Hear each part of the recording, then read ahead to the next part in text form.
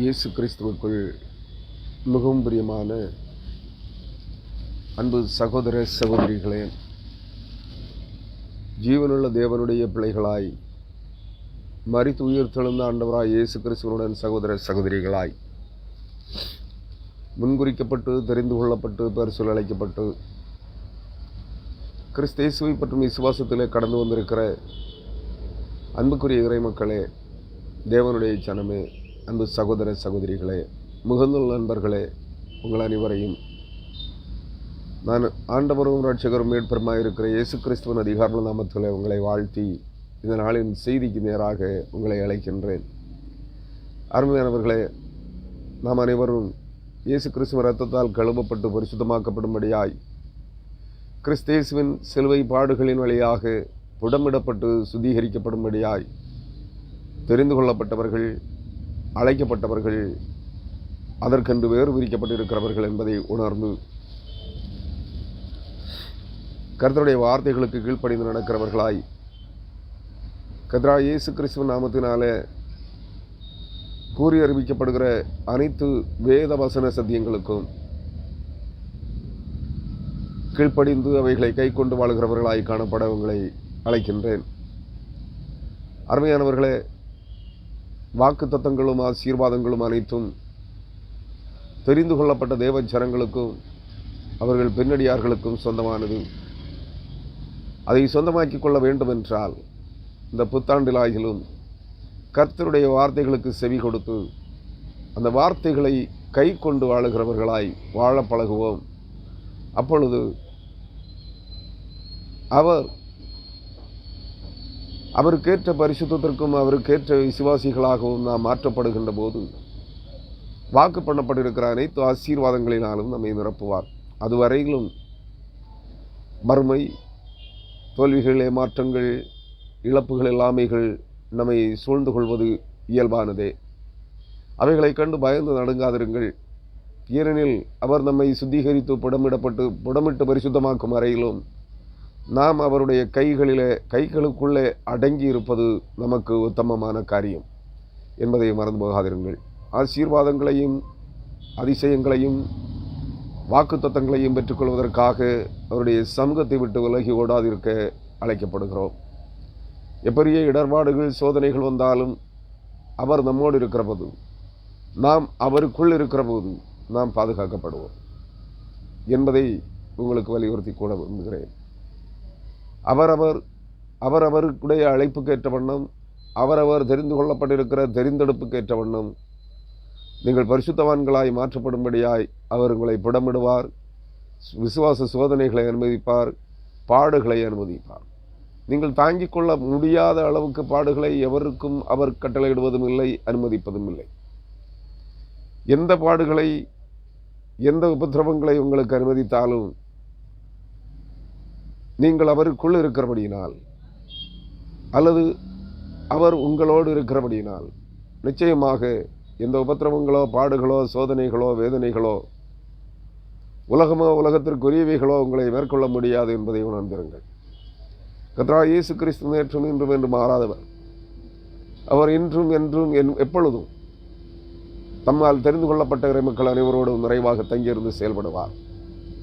ஒருவேளை நம்முடைய பாடுகளிலே, உபத்திரவங்களிலே அவர் நம்மை கைவிட்டது போல தோன்றலாம், அவர் நம்மை புறக்கணித்து தள்ளிவிட்டதை போல தோன்றலாம். அப்படிப்பட்ட எதிர்மறையான சிந்தனைகள் நமக்குள்ளே தோன்றுகிற போது அமைதியாயிருக்க அழைக்கப்படுகிறோம். தேவன் பேரிலே குற்றம் சுமத்தாதிருக்க அழைக்கப்படுகிறோம். தேவன் பேரிலே குறை சொல்லாதிருக்க அழைக்கப்படுகிறோம். அமைதியை காத்துக்கொள்வோம். தேவ சமூகத்தில் அவர் எப்படி நம்மை நடத்துகிறாரோ அது அவருடைய விருப்பம். நீங்களும் நானும் விரும்புகிறபடி யாரையும் தேவன் நடத்துகிறதில்லை.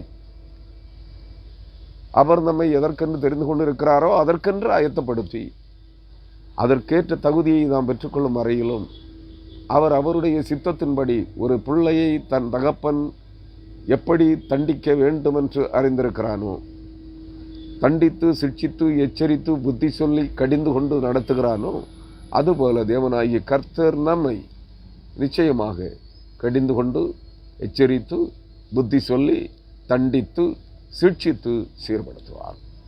அந்த காலம் நீண்டதாகவும் இருக்கலாம், குறுகியதாகவும் இருக்கலாம். அவருடைய அழைப்புக்கு ஏற்ற நிலையில் அவைகள் அனுமதிக்கப்படும் என்பதை உணர்ந்திருங்கள். அருமையானவர்களே, அவசரப்பட்டு எனக்கு என்ன சம்பவிக்க போகிறது, எல்லாமே எதிர்கூலமாய் பிரதிகூலமாய் நடந்து கொண்டிருக்கிறதே, நான் எதிர்பார்த்த ஒன்றும் நான் கிறிஸ்துவை விசுவாசித்து கிறிஸ்துவின் மூலமாய் பெற்றுக்கொள்வேன், சொந்தமாக்கிக் கொள்வேன் என்று விரும்பின எந்த ஆசீர்வாதங்களும் எனக்கு சம்பவிக்கவில்லையே, கிடைக்கவில்லையே என்று தப்பெண்ணம் கொண்டு விடாதீர்கள். உங்களுக்கு எவைகள் தேவை, எப்பொழுது தேவை என்பதை அவர் அறிந்திருக்கிறார். தீர்க்கதரிசிகள் சொல்லுகிறபடியோ, அப்போஸ்தலர்கள் சொல்லுகிறபடியோ, ஊழியக்காரர்கள் சொல்லுகிறபடியோ ஒன்றும் சம்பவிப்பதில்லை. நான் சொல்லுகிறபடியும் ஒன்றும் சம்பவிப்பதில்லை. நன்றாக புரிந்து கொள்ள வேண்டும். வேத வசனங்களிலே நாம் மேலோட்டமாய் காண்கிறபடியெல்லாம் நமக்கு சம்பவிப்பதில்லை. இன்னும் ஒரு காரியத்தை உங்களுக்கு சுட்டிக்காட்ட விரும்புகிறேன். என்னவென்றால், போராட்டங்களும் நெருக்கங்களும் சஞ்சலங்களும் நம்மை நெருக்குகின்ற போது நம்மில் அநேகர் தினந்தோறும் வேதாகமத்தை எடுத்து புரட்டி முதலாவது கண்ணிலே தென்படுகிற வசனங்களை இதுதான் வாக்குத்தத்தம் என்று எண்ணிக்கொள்கிறோம். இல்லை, அது தவறான காரியம். வேத வசனங்களிலே நீங்கள் சகுனம் பார்க்கிறீர்கள். இப்படிப்பட்ட காரியங்களை விட்டுவிடுங்கள். இன்னும் சிலர், நான் அநேகரை அறிந்திருக்கிறேன், வேதாகமத்தை பழைய ஏற்பாட்டில் இருந்து ஏதாகிலும் ஒரு புத்தகத்தில் இருந்து ஒரு அதிகாரத்தை முழுவதுமாக படிப்பார்கள். சங்கீதங்களிலிருந்து ஏதாகிலும் ஒரு புத்தகத்தின் ஒரு சங்கீத புத்தகத்தின் ஏதாகிலும் ஒரு அதிகாரத்தை முழுவதுமாய் படிப்பார்கள். தீர்க்க தரிசன புத்தகத்தின் ஏதாகிலும் ஒரு அதிகாரத்தை, ஏதாகிலும் ஒரு தீர்க்க தரிசன புத்தகத்திலிருந்து ஒரு அதிகாரத்தை படிப்பார்கள். நற்செய்தி நூலிலிருந்து ஒரு அதிகாரத்தை படிப்பார்கள். நிருபங்களிலிருந்து ஏதாகிலும் ஒரு அதிகாரத்தை படிப்பார்கள். ஆக சுமார் வேதாகமத்திலிருந்து 4 அல்லது 5 அதிகாரங்களை பல்வேறு பகுதிகளிலிருந்து, பழைய புதிய ஏற்பாடுகளின் நிருபங்களின் பகுதிகளிலிருந்து படிப்பார்கள். அந்த வேத வசனங்களை படித்துக் கொண்டிருக்கிற போது சில வசனங்கள் நம்முடைய மனதை தொடுவதுண்டு. சில வசனங்கள் நம்முடைய மனதை தொடுவதுண்டு. இந்த வசனம் நன்றாக இருக்கிறதே, என்னுடைய சூழ்நிலைக்கு ஏற்றபடி இந்த வசனம் சொல்லுகிறதே என்று நாம் நினைப்பது உண்டு. ஏனெனில் அந்த வசனம் ஏதோ ஒரு சூழலிலே தெரிந்து கொள்ளப்பட்ட தேவ ஜனங்களுக்கு சொல்லப்பட்ட வார்த்தை. அது நாம் இருக்கிற அந்த சந்தர்ப்பத்திலே, அந்த சூழலிலே நம்முடைய மனதுக்கு இதமாக இருக்கும். அதாவது அந்த வசனம் நம்மோடு பேசுகிறோம். அதான் நம்முடைய மனதிலே இந்த வசனம் என்னுடைய சூழ்நிலைக்கு ஒத்தது போல், என்னுடைய வாழ்விலே நடைபெற்று வருகின்ற இந்த பயங்கரமான சூழல்களுக்கு, இந்த பிரதிகூலமான எதிர்மறையான நிகழ்வுகளுக்கு ஒத்தது போல் இருக்கிறதே என்கிற ஒரு எண்ணம் நம்முடைய மனதிலே தோன்றும். அந்த எண்ணத்தை தேவன் நமக்கு தருகிறார். அந்த சூழல், நீங்கள் அந்த வசனத்தை முதலாவது தெளிவதுமாக புரிந்து கொள்ள வேண்டும். எந்த சூழலிலே தெரிந்து கொள்ளப்பட்ட தேவ ஜனங்களாகிய இஸ்ரவேலர்களுக்கும் யூதர்களுக்கும் அது சொல்லப்பட்டது. இன்றைக்கு எனக்கு அந்த வசனம் எந்த சூழலிலே, நான் எந்த சூழ்நிலையிலே இருக்கிறேன், என்னுடைய வாழ்வியல் நிலைப்பாடு எந்த நிலையில் இருக்கிறது, நான் எந்த வேதனையிலே, கண்ணீரிலே, துக்கத்திலே, பாடுகளில் மத்தியிலே இருந்து கொண்டிருக்கிறேன் என்பதை அந்த நிகழ்வோடு ஒத்து பாருங்கள். அந்த சூழலுக்கு ஒத்ததாக அந்த வேத வசனம் நம்மோடு பேசும். உடனே எண்ணிக்கொள்ளாதீர்கள், தேவன் இந்த வசனத்தை எனக்கு வாக்கு தத்தமாக தந்தார் என்று எண்ணிக்கொள்ளாதீர்கள். இது உங்களுக்கு மட்டும் கொடுக்கப்பட்ட வாக்கு தத்தம் அல்ல. அதான் வேதாகமத்தில் இருக்கிற சகல வார்த்தைகளும், ஆதியாகமம் முதல் வெளிப்படுத்துதல் கடைசி அதிகாரம் கடைசி வசனம் வரை இருக்கிற சகல வசனங்களும் தேவன் தம்முடைய ஜனங்களுக்காக வாக்குரைத்து பேசி முன்னறிவித்து எழுதி வைத்தவைகளே. அது அந்தந்த வசனங்களுக்கேற்ற அந்த சூழ்நிலைகளிலே உங்களோடு பேசுகிற போது நான் இப்பொழுது ஒரு காரியத்தை கூட காட்டிவிட்டு இதை குறித்து உங்களுக்கு சொல்லுகிறேன். நீங்கள் வேதாகமத்தில் இருந்த 5 அதிகாரங்களை, ஆதியாகமம் முதல் வெளிப்படுத்தல் வரை பல்வேறு புத்தகங்களில் இருந்த 5 அதிகாரங்களை தொடர்ந்தேச்சையாக படித்துக் கொண்டிருக்கிறீர்கள் என்று நினைத்துக் கொள்ளுங்கள். ஆதியாகமத்திலே அல்லது பழைய ஏற்பாட்டிலே ஒரு புத்தகத்திலே படிக்கப்பட்ட வார்த்தையிலே அதிகாரத்திலே ஏதோ ஒரு சில வசனங்கள் உங்களுக்கு சொல்லப்பட்டது போல உங்களுக்கு மனதுக்கு இதமாக இருந்திருக்கிறது. வேறொரு அதிகாரத்தை சங்கீதங்களிலே வருகிற போது அந்த அதிகாரத்தின் சில வசனங்கள் உங்கள் சூழ்நிலைக்கு ஒத்ததாக தாவீது அல்லது ஏதோ ஒரு அரசன் பாடின பாட்டாக இருக்கலாம். அவனுடைய சூழ்நிலையை மனதில் கொண்டு அந்த வசனமும் உங்களோடு பேசும். ஆனால் பழைய ஏற்பாட்டிலிருந்து ஏதோ ஒரு வசனம் பேசிய சூழ்நிலை வேறாக இருக்கும். அது சொல்லப்பட்ட காலகட்டம் வேறாக இருக்கும். சங்கீதங்களிலே சொல்லப்படுகிற நிகழ்வு வேறொன்றாக இருக்கும். அதை பேசின அந்த ஆசா அல்லது சங்கீதக்காரனாகிய தாவீதுக்கு உடைய சூழல் இன்னொன்றாக இருந்திருக்கும். நீங்கள் நன்றாக புரிந்து கொள்ள வேண்டும். எந்த சூழ்நிலையிலே சொல்லப்படுகிறது என்பதை நீங்கள் உணர்ந்து கொள்ளுங்கள். நற்செய்தி உள்ளது போல எந்த அதிகாரங்களிலிருந்து நீங்கள் படித்தாலும் ஒரு சில வசனங்கள், சில அதிகாரங்களிலே உங்களுடைய மனதை தொடாத வேறு வசனங்கள் இருக்கும். அதெல்லாம் வாக்குத்தத்தம் அல்ல என்று எண்ணிக்கொள்ளாதிருங்கள். அந்த சூழலுக்கு உங்களுக்கு இதமாக உங்கள் இதயத்திற்கு அந்த வசனம் தோன்றவில்லை, அவ்வளவுதான். இதமாக தோன்றுகிற வசனங்களை கர்த்தர் எனக்கு வாக்குத்தத்தமாக தந்தார் என்று சொல்லிக் கொள்ளாதிருங்கள். கர்த்தர் எனக்கு தீர்க்க தரிசனமாக இந்த வார்த்தையை வெளிப்படுத்தினார் என்று சொல்லிக் கொள்ளாதிருங்கள். இவைகள் தீர்க்க தரிசனங்கள் அல்ல. வேத வசனங்கள் அனைத்தும் வாக்குத்தத்தங்களே என்பதை புரிந்து கொள்ளுங்கள். ஏதோ சில வசனங்கள் உங்கள் சூழலுக்கு, நீங்கள் வாழ்ந்து கொண்டிருக்கிற வாழ்க்கையின் சூழ்நிலைக்கு ஏற்ற வண்ணமாக அந்த வசனங்கள் உங்களோடு பேசுகிறது, அவ்வளவுதான்.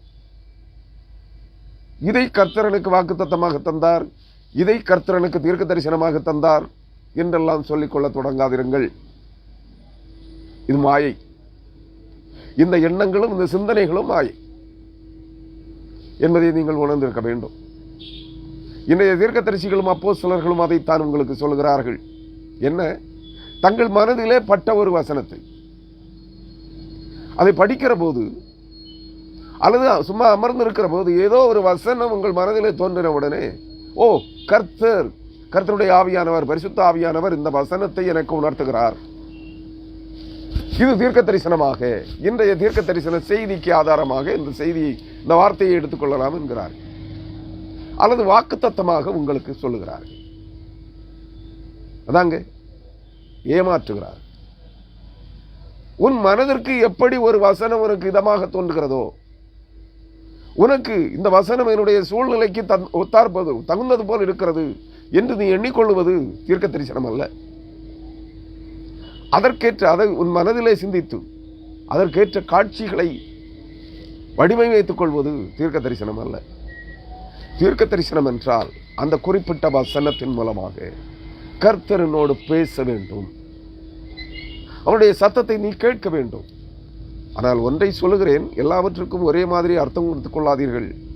வேத வசனங்களை நீங்கள் படிக்க படிக்க அந்த வேத வசனங்கள் உங்களோடு பேசிக்கொண்டே இருக்கும். அதுதான் கர்த்தர் பேசுவது. இன்னொன்று, ஒரு வசனம் உங்களுக்கு தெரிந்ததாக இருக்கலாம், நீங்கள் இதுவரையிலும் அநேகந்தரம் வாசித்திருப்பீர்கள், படித்திருப்பீர்கள். ஆனால் உங்கள் மனதிலே அந்த வசனம், அந்த வார்த்தை இதமாக இருந்திருக்காது. உங்கள் மனதிலே உங்கள் மனதை அது இடரவும் செய்திருக்காது, அதை உங்களை சிந்திக்கவும் தூண்டியிருக்காது. அப்படிப்பட்ட ஒரு வசனத்தை தேவன் உனக்கு உணர்த்தி ஒரு காட்சியை, நீ தொலைக்காட்சியிலே, தரிசனம் என்றால் நீ தூங்குகிற போதோ அயர்ந்த நித்திரையில் இருக்கும்போது காண்பது சொப்பனம். ஒருவேளை நீ அசதியாக கண்களை மூடிக்கொண்ட போது அசதியில் இருக்கிறாய், ஆனால் தூங்கவில்லை. நீ இருக்கிற போது திடீரென்று ஒரு காட்சி, தொலைக்காட்சியிலே நீ பார்ப்பது போல ஒரு காட்சி உன் கண்களுக்கு முன்பாக விரிவடைகிறது. அந்த காட்சியின் நிகழ்வுகளை நீ பார்த்து கொண்டிருக்கிற போதே தொலைக்காட்சியிலே படங்களை பார்க்கிறீர்கள் தானே, அதுபோல இயற்கை நிகழ்வுகளை பார்க்கிறீர்கள் தானே, அதுபோல ஏதோ ஒரு காட்சி உன் கண்களிலே விரிவடைகிறது. நீ சராசரி மனிதனாக இருந்து கொண்டு ஒரு சரீர ஒரு அயர்வில கண் அயர்ந்து விட்டாய். உன்னை அறியாமலே கண் அயர்ந்து ஒரு அரை மயக்க நிலைக்கு செல்லுகிறாய் என்று வைத்துக்கொள். தூங்கவில்லை, உறங்கி போகவில்லை, அரை மயக்க நிலையிலே இருக்கிறாய். கண்கள் உன்னை சுழற்றி கொண்டே இருக்கிறது, தூக்கம் வருவது போல் தோன்றுகிறது. அப்படிப்பட்ட ஒரு அயர்ச்சி, கண் அயறுகிற நிலையிலே ஒரு காட்சி உனக்கு முன்பாக வெளிப்படுத்தப்படுகிறது என்றால், அந்த காட்சியிலே நீ காண்கிற நிகழ்வுகள் அனைத்தும், நீ கேட்கிற வார்த்தைகள் அனைத்தும் உனக்கு ஒரு காரியத்தை உணர்த்தும். வேத வசனங்களிலிருந்து நீ இதுவரையிலும் கற்றுக்கொள்ளாமலோ இருக்கிற ஏதோ ஒரு வசனத்தை உனக்கு உணர்த்தி காட்டும். அந்த வசனத்தில் இருக்கிற எழுத்துக்கள், வார்த்தைகளின் வியாக்கியானங்கள் அந்த காட்சியிலே உனக்கு காட்சிப்படுத்தப்படும். நன்றாக புரிந்து கொள்ளுங்கள். அதுதான் தரிசனம், அதுதான் தரிசனம். கர்த்தர் தம்முடைய வார்த்தைகளை உங்களுக்கு விவரிக்கிறார். எப்படி? கல்லூரியில அல்லது பாடசாலையில சயின்ஸ் டிபார்ட்மெண்ட்டுக்குள்ள நீங்க போனீங்கன்னா தனித்தனி பிரிவுகள் இருக்கிறது, அநேக பிரிவுகள். Chemistry, bio chemistry, pharmaceutical chemistry, pharmaceutics, general chemistry, organic chemistry, inorganic chemistry, botany,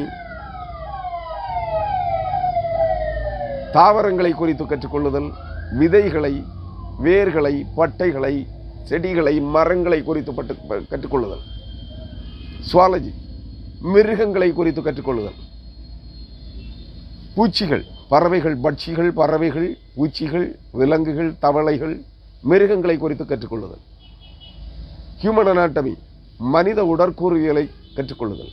இவைகளை நீ தியரியிலே பாடத்திலே படிக்கிறாய். அவைகளை உனக்கு காட்சிப்படுத்துகின்ற போது அந்த பிராக்டிக்கல் டெமான்ஸ்ட்ரேஷன், இங்கேயும் வேத வசனங்கள் நீ கற்றிருக்கிற அல்லது பலமுறை படித்திருக்கிறாய், உனக்கு ஞாபகத்தில் இல்லை, ஏதோ ஒரு வார்த்தை ஆனால் வேதாகமத்தில் இருக்கிறது என்று உனக்கு நன்றாக தெரியும்.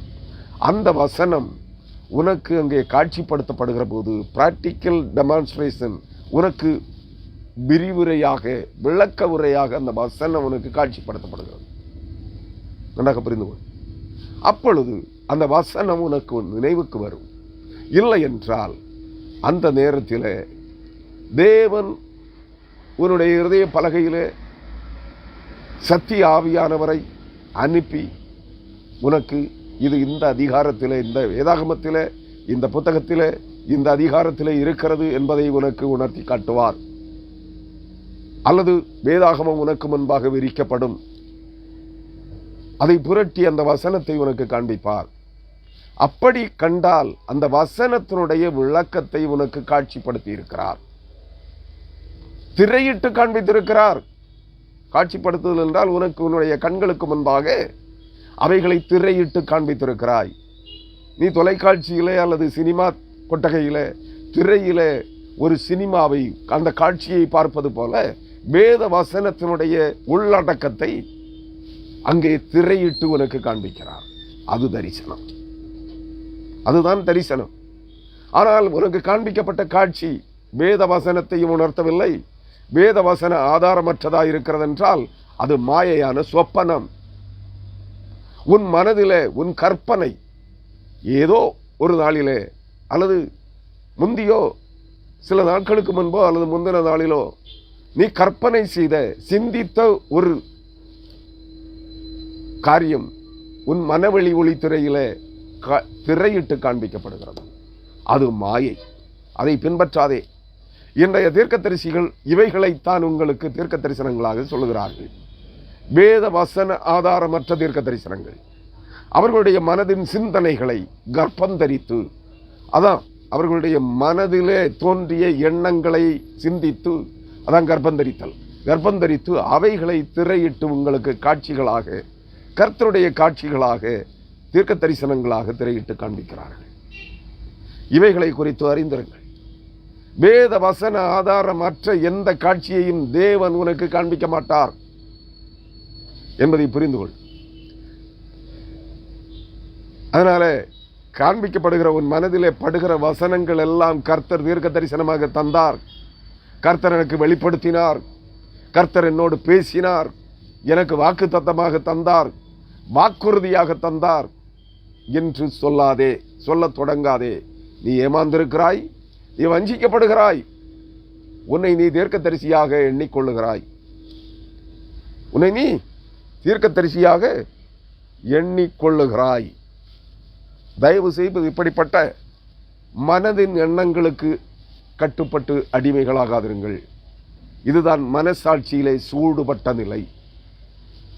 புதிய ஏற்பாட்டின் நிருபங்களிலே சொல்லப்பட்டிருக்கும். மனசாட்சியிலே சூடுண்ட அநேகர் தங்களை தீர்க்கதரிசிகளாகவும் அப்போஸ்தலர்களாகவும் எண்ணி அதிலே உறுதியாய் தரித்து மக்களுக்கு அதைகளை வெளிப்படுத்துகிறார்கள்.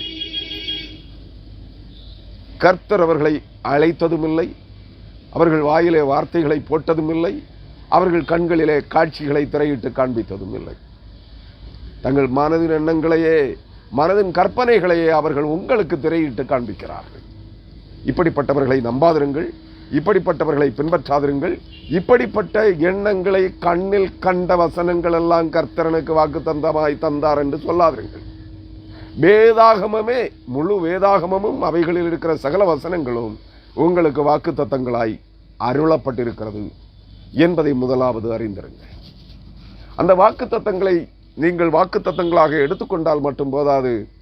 வாக்கு தத்தங்களின் அடிப்படையாக கட்டளைகளையும் பிரமாணங்களையும் நீங்கள் கை கொண்டே ஆக வேண்டும்.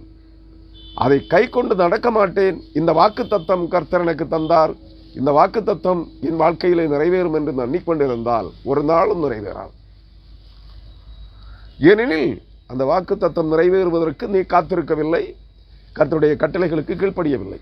அதற்கு முன்னும் பின்னும் வேறு பல இடங்களிலும் அந்த வாக்கு தத்தத்தை குறித்து தேவன் அநேக நிபந்தனைகளை விதித்திருக்கிறார். அந்த நிபந்தனைகளை நீ கை கொள்ளால் ஒழிய, நீ அதற்கென்று அழைக்கப்பட்டிருந்தால், தெரிந்து கொள்ளப்பட்டிருந்தால் ஒழிய உனக்கு அந்த வாக்குறுதிகள் நிறைவேறாது என்பதை புரிந்து கொள்ளுங்கள். அருமையான கிறிஸ்தவர்களே, இப்படிப்பட்ட ஜனங்கள் தேவனால் புறக்கணிக்கப்பட்டு தள்ளப்பட்ட ஜனங்களுக்கு ஒப்பாக இருக்கிறார்கள். கண்ணில் கண்ட வசனங்களை எல்லாம் வாக்கு தத்தம் என்று எண்ணிக்கொள்ளுகிறவர்கள், உலகத்தின் தீர்க்கதரிசிகள் ஊழியக்காரர்கள் சொல்லுகிற வார்த்தைகளை அனைத்தையும், வசனங்கள் அனைத்தையும் இதுதான் வாக்கு தத்தம், இன்றைய வாக்கு தத்தம் என்று எடுத்துக்கொள்ளுகிறவர்கள் வஞ்சிக்கப்பட்டிருக்கிறார்கள், மோசம் போக்கப்பட்டிருக்கிறார்கள். அப்படிப்பட்ட ஜனங்களை தேவன் புறக்கணித்து தள்ளுகிறார் என்பதை மனதிலே வைத்துக் கொள்ளுங்கள். ஏனெனில் அவரிடத்தில் கேட்டால், நான் உன்னை அனுப்பினதும் இல்லை, நான் உனக்கு அந்த வார்த்தையை காட்சிப்படுத்தினதும் இல்லை, என் வார்த்தையை உன் வாயிலே போட்டதும் இல்லை, என் ஆவியானவர் உன்னை ஏவினதும் இல்லை என்று சொல்லுவார். அதனாலே வேத வசனம் தான் வாக்குத்தத்தமாக நான் எடுத்துக்கொண்டேன், அது என்னிலே நிறைவேறவில்லை என்று சொல்ல துணிகரம் கொள்ளாதே. அன்பான சகோதரனே, சகோதரியே, வேதத்தை நன்றாக படியுங்கள். அவைகள் கூறப்பட்டிருக்கிற காலநிலைகள், சூழ்நிலைகளை, யாருக்கு எந்த நேரத்தில் அந்த வசனம் சொல்லப்பட்டது, அந்த நபருடைய சூழ்நிலை என்ன, அவர் என்ன நிலையிலே இருந்தார், எந்த நிலையிலே அந்த நபருக்கு வார்த்தை சொல்லப்பட்டிருக்கிறது என்பதை அறியுங்கள்.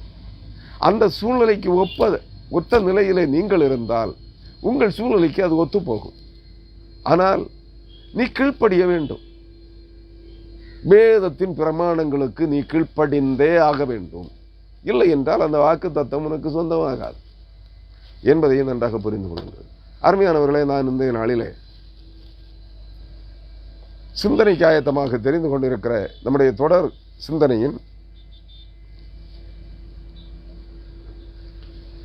தொடர் தியான செய்தியினுடைய 194வது இறை செய்தியை இந்த நாளில் உங்களோடு பகிர்ந்து கொள்ள விரும்புகிறேன்.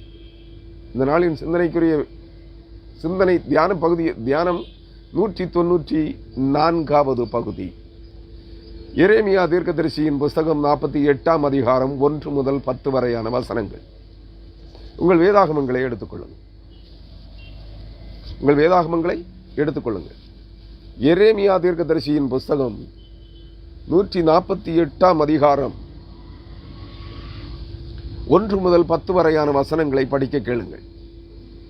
நீங்கள் அந்த உங்கள் வேதாகமங்களை எடுத்து அந்த வேத வசனங்களை படியுங்கள். மோவாபை குறித்து சொல்லு.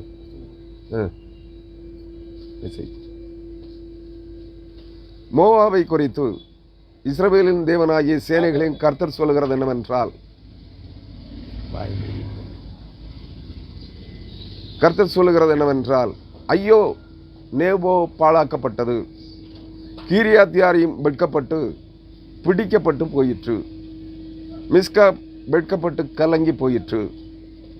எஸ்போனை குறித்து, மோவாபுக்கு இருந்த பெத்தரிக்கம் இனி இராது, அது ஒரு ஜாதியாயிராதபடிக்கு அதை நிர்மூலமாக்குவேன்.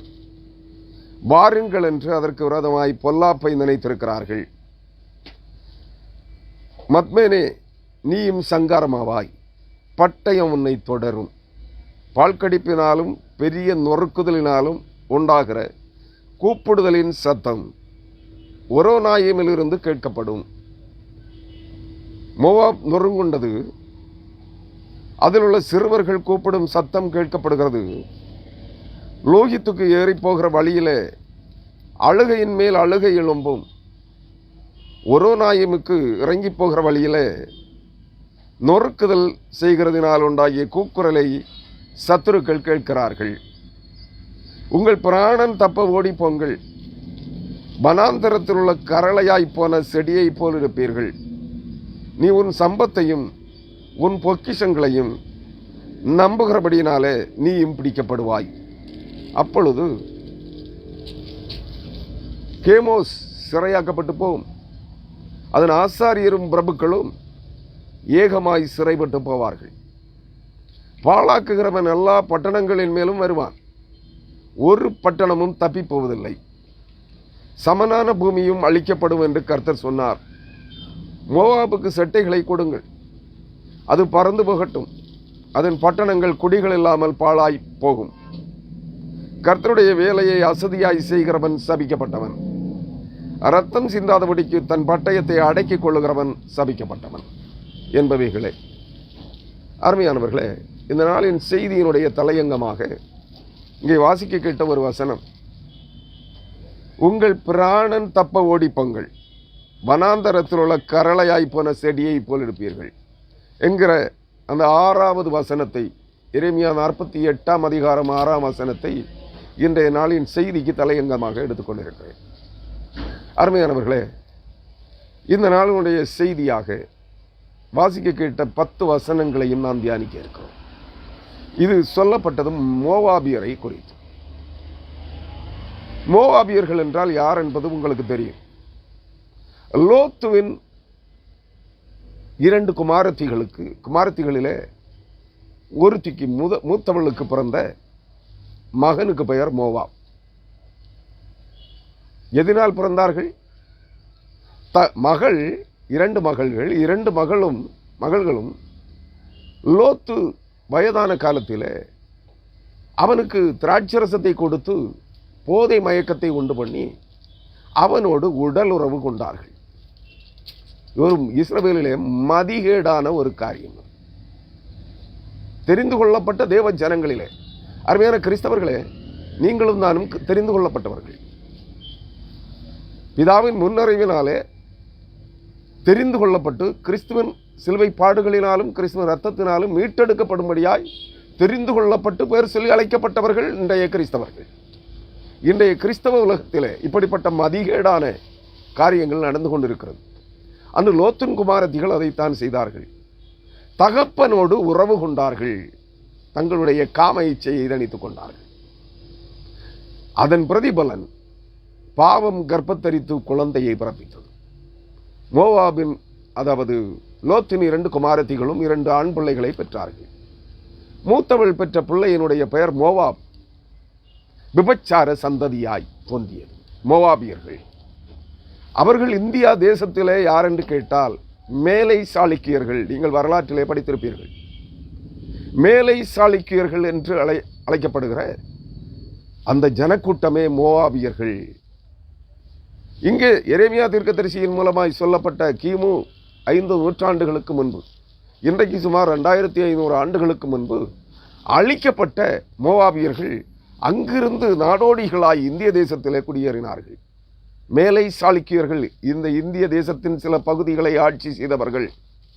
அம்மோனியர்கள் பேசி பிள்ளைகள், விபச்சார சந்ததியார், அவர்களும் இந்திய தேசத்திலே குடியேறினார்கள். கீழை சாளுக்கியர்கள் என்று அழைக்கப்படுவார்கள். அவருடைய அடையாளங்கள் என்ன? அவருடைய கல்வெட்டுகள், அவர்களுடைய காப்பர் பிளேட்டுகள், இவைகளில் அவருடைய தெய்வ சின்னங்கள், இந்த விக்கிரக தோப்புகளிலே காணப்படுகிற ஒரு மகா அருவருப்பான அசுத்தாவி, உட்கார்ந்த நிலையில கால்களை விரித்து தன்னுடைய புறப்புறுப்பை காண்பித்துக் கொண்டிருக்கிற ஒரு மகா வேசி, அவளுடைய அடையாளத்தை தங்கள் தெய்வீக அடையாளமாக கொண்டவர்கள் அம்மோனியர்கள், கீழை சாளுக்கியர்கள். மேலை சாளுக்கியர்களும் அவர்களே. அம்மோன் புத்திரர்கள் மேலை சாளுக்கியர்கள், மோவாபியர்கள். அந்த ஜனக்கூட்டம் இந்திய தேசத்திலே இன்று பல்வேறு ஜாதிகளின் அடையாள பெயர்களிலே வாழ்ந்து கொண்டிருக்கிறார்கள். மேலை சாளுக்கியர்கள் அழிந்து போகவில்லை, கீழை சாளுக்கியர்களும் அழிந்து போகவில்லை. நீங்கள் அதை நன்றாக புரிந்து கொள்ள வேண்டும். இன்றைய கிறிஸ்தவம் இப்படிப்பட்ட ஜனங்களை உள்ளடக்கித்தான் இருக்கிறது. எல்லா ஜனக்கூட்டங்களும் வேதாகமத்தில் சொல்லப்படுகிற ஏதோ ஒரு ஜனக்கூட்டத்தை சார்ந்தவர்கள்.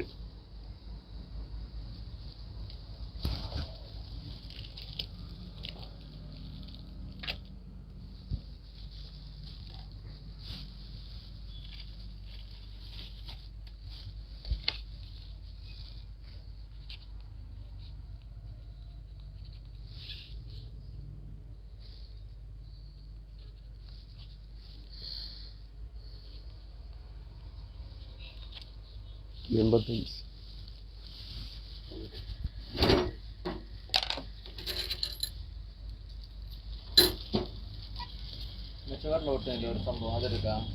ஸ்டிக்கர் மாதிரி தூங்கி போடுறது.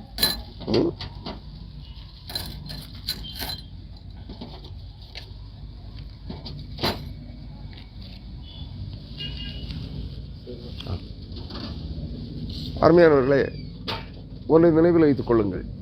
எல்லா ஜனக்கூட்டங்களும் இவர்கள் மத்திய இந்திய பகுதிகளிலே சில பகுதிகளை ஆட்சி செய்தவர்கள் என்று நினைக்கிறேன். அந்த பகுதிகள் சரியாக எனக்கு தெரியவில்லை. மேலை சாளுக்கியர்கள் மோவாபியர்கள், கீழை சாளுக்கியர்கள் அம்மோனியர்கள்.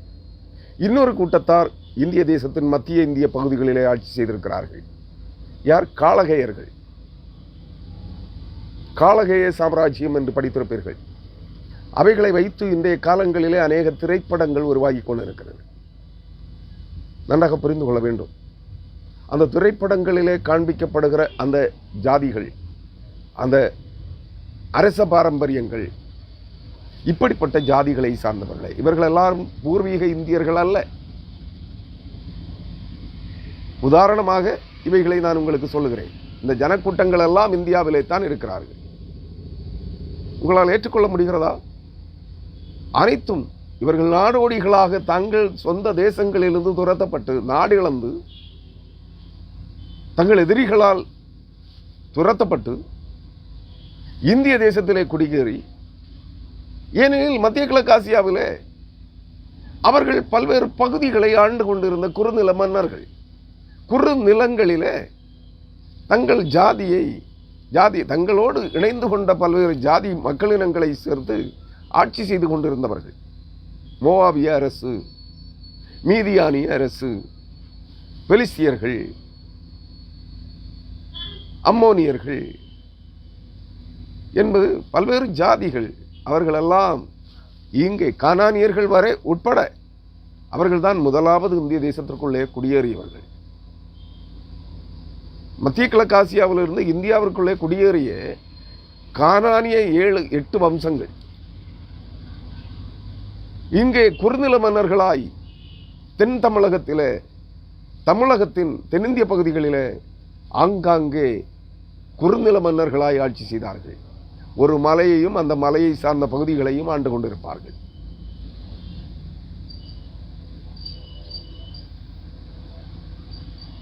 கடையேழு வள்ளல்கள் என்று கேள்விப்பட்டிருப்பீர்கள். வேளிர் குல மன்னர்கள், வேளிர் குலத்தவர்கள் 7 ஜாதியினர். வடுகர்கள்.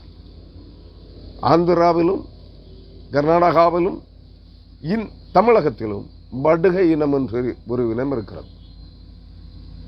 இவர்களும் குறுநில மன்னர்களே, ஒரு மலையையும் மலையை சார்ந்த பகுதிகளையும் தங்களுடைய ஆதிக்கத்திற்குட்படுத்தி அந்த பகுதியில் வசித்துக் கொண்டிருக்கிற ஜனங்களுக்கு அரசர்களாக இருப்பார்கள்.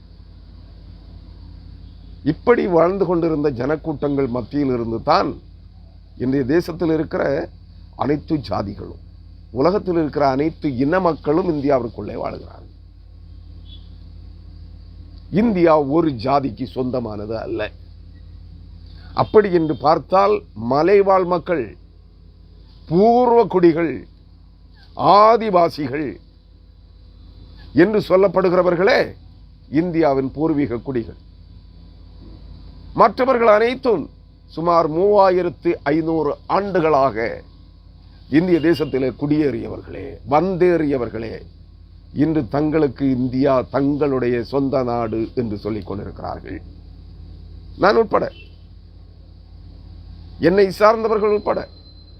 நன்றாக நீங்கள் புரிந்து கொள்ள வேண்டும். கிறிஸ்துவுக்குள் அருமையானவர்களே, இந்த அதிகாரம் முழுவதும் மோவாபியரை குறித்து, அவர்களுடைய பாழாக்குதல், அவர்கள் அழிக்கப்படுகிறதை குறித்து தேவனாகிய கர்த்தர் எச்சரித்து சொல்லுகிற வார்த்தைகள் எரேமியா தீர்க்கதரிசிக்கு. இந்த எச்சரிப்பின் வார்த்தைகளுக்கு கீழ்ப்படியாத, தேவனுடைய வார்த்தைகளின்படியே மோவாபியரின் தேசம் பாழாக்கப்பட்டு வனாந்தர பூமியாக்கப்பட்டு தப்பி ஓடி போனவர்கள், ஜீவன் தப்ப பிராணன் தப்ப ஓடி போனவர்கள் இந்திய தேசத்திலே வாழ்ந்து கொண்டிருக்கிறார்கள். எனக்கு அவர்களை குறித்து சரியான தெளிவுகள் இல்லை. 2 அடையாளங்கள். மோவாபியர்கள் என்றால் மேலை சாளுக்கியர்கள், அம்மோனியர்கள் என்றால் கீழை சாளுக்கியர்கள். இவர்கள் எந்த இன மக்கள் கூட்டத்தோடு தங்களை கூடி கலந்திருக்கிறார்கள் என்று எனக்கு தெரியாது. ஆனால் இன்று அவர்கள் சமுதாயங்களிலே உயர்நிலைகளிலே வந்திருக்கிறார்கள். யார் என்பதை நீங்கள் தான் அடையாளம் கண்டு கொள்ள வேண்டும். இந்திய வரலாற்றை புரட்டி பாருங்கள். மேலை சாளுக்கியர்கள் எங்கே ஆட்சி செய்தார்கள், எந்தெந்த பகுதிகளில் பரவி இருந்தார்கள். கீழை சாளுக்கியர்கள் எந்தெந்த பகுதிகளிலே ஆட்சி செய்தார்கள், எந்தெந்த பகுதிகளை ஆக்கிரமித்தார்கள், எங்கெல்லாம் குடியேறினார்கள் என்பதை யோசித்து பாருங்கள். வரலாற்றை புரட்டி பாருங்கள். தடயங்களை தருகிறேன், எல்லாவற்றையும் நான் சொல்ல முடியாது. அருமையானவர்களே, இன்றைய செய்தியினுடைய 2ஆம் வசனம், எரேமியா தீர்க்கதரிசியின் புஸ்தகம் 48ஆம் அதிகாரம் 2ஆம் வசனம். எஸ்போனை குறித்து, மோவாபுக்கு இருந்த பெத்தரிக்கம் இனி இராது. முந்தின வசனத்தில் அவர் சொல்லுகிறார், நேபோ பாழாக்கப்பட்டது. நேபோ என்பது தலை துண்டிக்கப்பட்ட கன்றுக்குட்டி. நேபோ என்கிற ஒரு பகுதி அசீரிய தேசத்திலும் இருந்தது. ஏனெனில் இது மோவாபிய தேசமாக, மோவாபியரின் நாடாக, தனி நாடாக உருவாவதற்கு முன்பு இந்த தேசம் பிற்காலத்தில் அசீரிய சாம்ராஜ்யத்தின் ஒரு பகுதியாக இருந்திருக்கிறது. அசீரிய, ஏனெனில் இந்த மத்திய கிழக்காசியா, மெசபடோமிய நிலப்பரப்பை சார்ந்ததே இது. அசீரிய சாம்ராஜ்யத்தின் ஒரு பகுதியாக இருந்திருக்கிறது ஒரு காலகட்டத்தில். நேபோ பாழாக்கப்பட்டது. எப்பொழுது? எல்லாம் ஒரு குறிப்பிட்ட காலகட்டம், சுமார் கிமு 7ஆம் நூற்றாண்டிற்கும் கிமு 5ஆம் நூற்றாண்டிற்கும் இடைப்பட்ட காலத்திலே இந்த பேரழிவுகள், அனைத்து ராஜ்யங்களும் சிதறடிக்கப்பட்டு ஜனங்கள் உயர்தப்ப ஓடி பிழைத்திருக்கிறார்கள். அனைவரும் இந்தியாவிலே குடியேறியிருக்கிறார்கள். பல பிரிவினர்களாக பிரிந்து ஆங்காங்கே தப்பி ஓடினவர்கள் சகல ராஜ்யங்களிலும். இஸ்ரவேலர்களும் யூதர்களும் எல்லா பூமியின் எல்லா ராஜ்யங்களிலும் சிதறடிக்கப்பட்டது எப்படியோ அப்படியே சகல மக்களினங்களும் சிதறடிக்கப்பட்டிருக்கிறார்கள் என்பதை நீங்கள் புரிந்து கொள்ள வேண்டும், ஏற்றுக்கொள்ள வேண்டும். நன்றாக புரிந்து கொள்ளுங்கள் அருமையானவர்களே. கீரியாத்யாரியும் வெட்கப்பட்டு பிடிக்கப்பட்டு போயிற்று. மிஸ்காப் வெட்கப்பட்டு கலங்கி போயிற்று. யாருடைய காலத்தில்? அசீரிய மன்னர்களால் அல்லது பாபிலோனிய மன்னர்களால்? பிடிக்கப்பட்டு போயிற்று. எஸ்போனை குறித்து மோவாபுக்கு இருந்த பெத்தரிக்கம் இனி இராது. எஸ்போனை குறித்து மோவாபுக்கு இருந்த பெத்தரிக்கம் இனி இராது என்று சொல்கிறார். பெத்தரிக்கம் என்றால் அகந்தை. ஒரு பெத்தரிக்கம் என்பதை எப்படி விவரிப்பது என்று எனக்கு தெரியவில்லை. இருந்தாலும் ஒரு காரியத்தை, நன்ற கொழுத்த ஒரு பெருங்காளை, அது சாதாரண மனிதர்களை அல்லது சக இன காளைகளை காண்கிற போது தம் பிடித்து அது ஒரு நிலைப்பாட்டை தன்னுடைய நிலையை குறித்து ஒரு கம்பீரமான ஒரு தோற்றத்தை உருவாக்கும். அதுதான் பெத்தரிக்கம். மோவாப் தேசத்தவர்கள், மோவாபின் அரசன் காலம் நீங்கள் நன்றாக நினைந்து கொள்ள வேண்டும். மீதமாய்ப்போன யூதர்களை சர்வசங்காரம் செய்வதற்காக யூத ராஜகுலத்தில் தோன்றிய இஸ்மவேல் என்பவனை கூலிக்கு பொருத்தி கொண்டு யூதர்களை அழித்தொழிக்கும்படியாய், சிறைபிடிக்கும்படியாய் இஸ்மவேலை கூலிக்கு பொருத்தி கொண்ட பாலிஸ் என்னும் மோவாபிய அரசன். அதற்கு தண்டனை தான் அங்கே செல்கிறது. யூதர்களை அழித்தொழிக்க கங்கணம் கட்டிய மோவாபிய அரசனுக்கு, பாலிஸுக்கும், மோவாபிய பிரபுக்களுக்கும், மோவாபின் ஜனங்களுக்கும் தேவ தண்டனை, தேவனுடைய கோபாக்கினை நேபுகாத்நேச்சார் மூலமாக இறங்குகிறது. அதே காலகட்டத்தில் நேபுகாத்நேச்சார் மோவாபை சிதறடிக்கிறான், அழிக்கிறான். தண்டனை தீர்ப்பு கிமு 5ஆம் நூற்றாண்டிலே. அன்பான தேவனுடைய பிள்ளைகளே, அனைவரும் தேவனுடைய பிள்ளைகள் தான். ஆனாலும் தெரிந்து கொள்ளப்பட்டு, அழைக்கப்பட்டு, வேறு பிரிக்கப்பட்டு, உண்மையும் உத்தமமும் சத்தியமும் நீதியும் நேர்மையுமாய் கர்த்தரை பின்பற்றுகிற தேவனுடைய ஊழியக்காரர்களையோ தேவனுடைய பிள்ளைகளையோ மனதிலும் நிந்தியாதிருங்கள். மனதிலும் நிந்தியாதிருங்கள். எல்லா ஊழியக்காரர்களும் கள்ள தீர்க்கதரிசிகளும் அல்ல, எல்லா ஊழியக்காரர்களும் கள்ள அப்போஸ்தலர்களும் அல்ல. தேவனுடைய உண்மையுள்ள ஊழியக்காரர்கள் எவரும் தங்களை, நீங்கள் ஒன்றை நன்றாக புரிந்து கொள்ள வேண்டும், தேவனுடைய உண்மையுள்ள ஊழியக்காரர்கள் எவரும் தங்களை தீர்க்கதரிசிகள் என்று பிரகடனம் செய்து கொள்பவர்களும் இல்லை, தங்களை அப்போஸ்தலர்கள் என்று பிரசித்தப்படுத்திக் கொள்ளுகிறவர்களும் இல்லை. அவர்கள் உண்மையும் ஒத்தவுமான ஊழியக்காரர்களாய் தேவனுடைய சத்திய வசனங்களை பிரசங்கித்துக் கொண்டிருப்பார்கள். அதான் நீ கொடுக்கிற காணிக்கையை பெற்றுக் கொள்ளுவார்கள். ஏனெனில் அவர்கள் உயிர் வாழ வேண்டுமே. அதற்காக தசமபாகம் தந்தால் தான் நீ ஆசீர்வதிக்கப்படுவாய் என்று சொல்ல மாட்டார்கள். நீ இத்தனை ஆண்டுகளாய், இத்தனை மாதங்களாய் நீ திருச்சபைக்கு தசமபாகம் கொடுக்கவில்லை என்று சொல்லி உன்னை சபிக்க மாட்டார்கள். தசமபாகத்தை கேட்டு வாங்குகிற அனைவரும் கள்ள ஊழியக்காரர்களே. அதை புரிந்து கொள்ளுங்கள். நீ கொடுக்கிற காணிக்கையை பெற்றுக்கொண்டு மாதம் ஒரு முறையோ 2 முறையோ 4 முறையோ உன் வீட்டிலே வந்து ஜெபித்து நீ கொடுக்கிற தண்ணீரை அல்லது ஒரு கப்பு காப்பியை குடித்துக்கொண்டு செல்லுகிற ஊழியக்காரனை பார்த்து அவன் உன்னிடத்து தசமபாகம் கேட்டு வாங்காது இருக்கும் வரை அவன் கர்த்தருடைய ஊழியக்காரன். அவன் உனக்கு குறி சொல்லவில்லை. குறி சொல்லுகிறவன் அனைவரும் ஜெபித்து விட்டு கர்த்தர் இன்னதை உனக்கு செய்ய போகிறார் என்று உனக்கு ஒருவன் சொல்லுகிறான் என்றால் அவன் கள்ள ஊழியக்காரன். தேவனுடைய உண்மையான ஊழியக்காரன் ஒருவனும் உன்னுடைய வீட்டில் வந்து அல்லது நீ அவனிடத்தில் ஜெபிக்க சென்ற போது அவன் உனக்கு குறி சொல்ல மாட்டான்.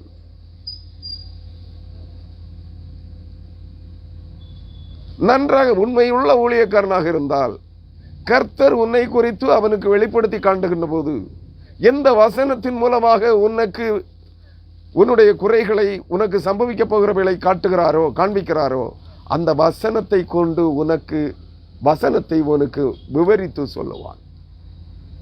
அந்த வசனத்திற்கு நீ கீழ்ப்படிய வேண்டும். அது ஏன் அந்த காரியம் வந்தது என்பதை குறித்து உனக்கு சுட்டி காட்டுவான்.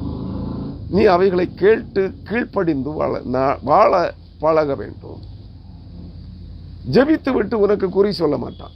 குறி சொல்றவன் கர்த்தருடைய ஊழியக்காரன் அல்ல. ஜெபித்து விட்டு உனக்கு தீர்க்க ஜபத்திற்கு அருமுன்னையே உனக்கு தீர்க்க தரிசனம் சொல்லுகிறவன் கர்த்தருடைய ஊழியக்காரன் அல்ல. குறி சொல்லுகிற ஆவி அவனிடத்தில் இருக்கிறது என்பதை புரிந்து கொள். கர்த்தருடைய ஊழியக்காரர்கள் உனக்கு குறி சொல்ல வரமாட்டார்கள்.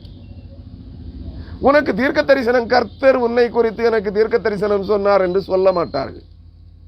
கர்த்தருடைய வார்த்தைகளை அவர்களுக்கு வெளிப்படுத்தினால் அந்த வசனத்தை உனக்கு பிரசங்கிப்பார்கள். நன்றாக புரிந்து கொள்ளுங்கள்.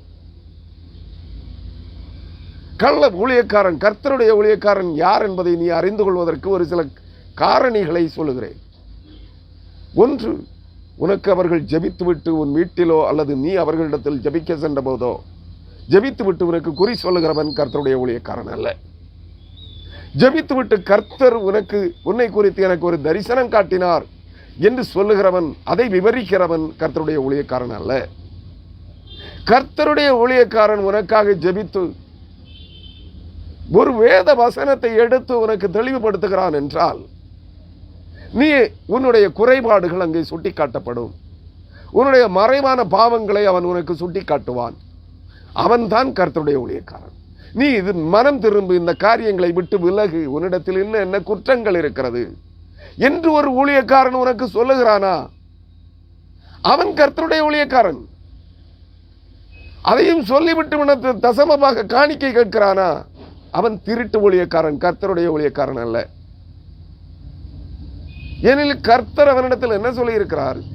ஒரு வீட்டுக்கு நீ புறப்பட்டு போகிற போது, ஒரு மனிதனை நீ சந்திக்கிற போது அவனுக்கு சமாதான வாழ்த்துதல் சொல்லு.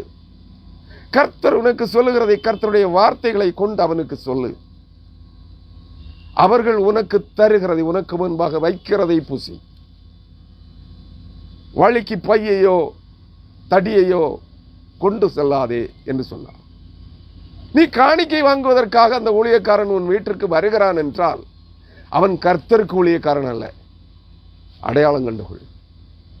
ஜெபிக்கும் முன்பே உனக்கு தீர்க்க தரிசனம் சொல்லுகிறார், கர்த்தர் இன்னதை உனக்கு சொல்லுகிறார் என்று உனக்கு உன்னை முகஸ்துதி செய்து உன்னை வசீகரம் பண்ணுகிறான் என்றால் அவன் கள்ள ஊழியக்காரன், கர்த்தருடைய ஊழியக்காரன் அல்ல.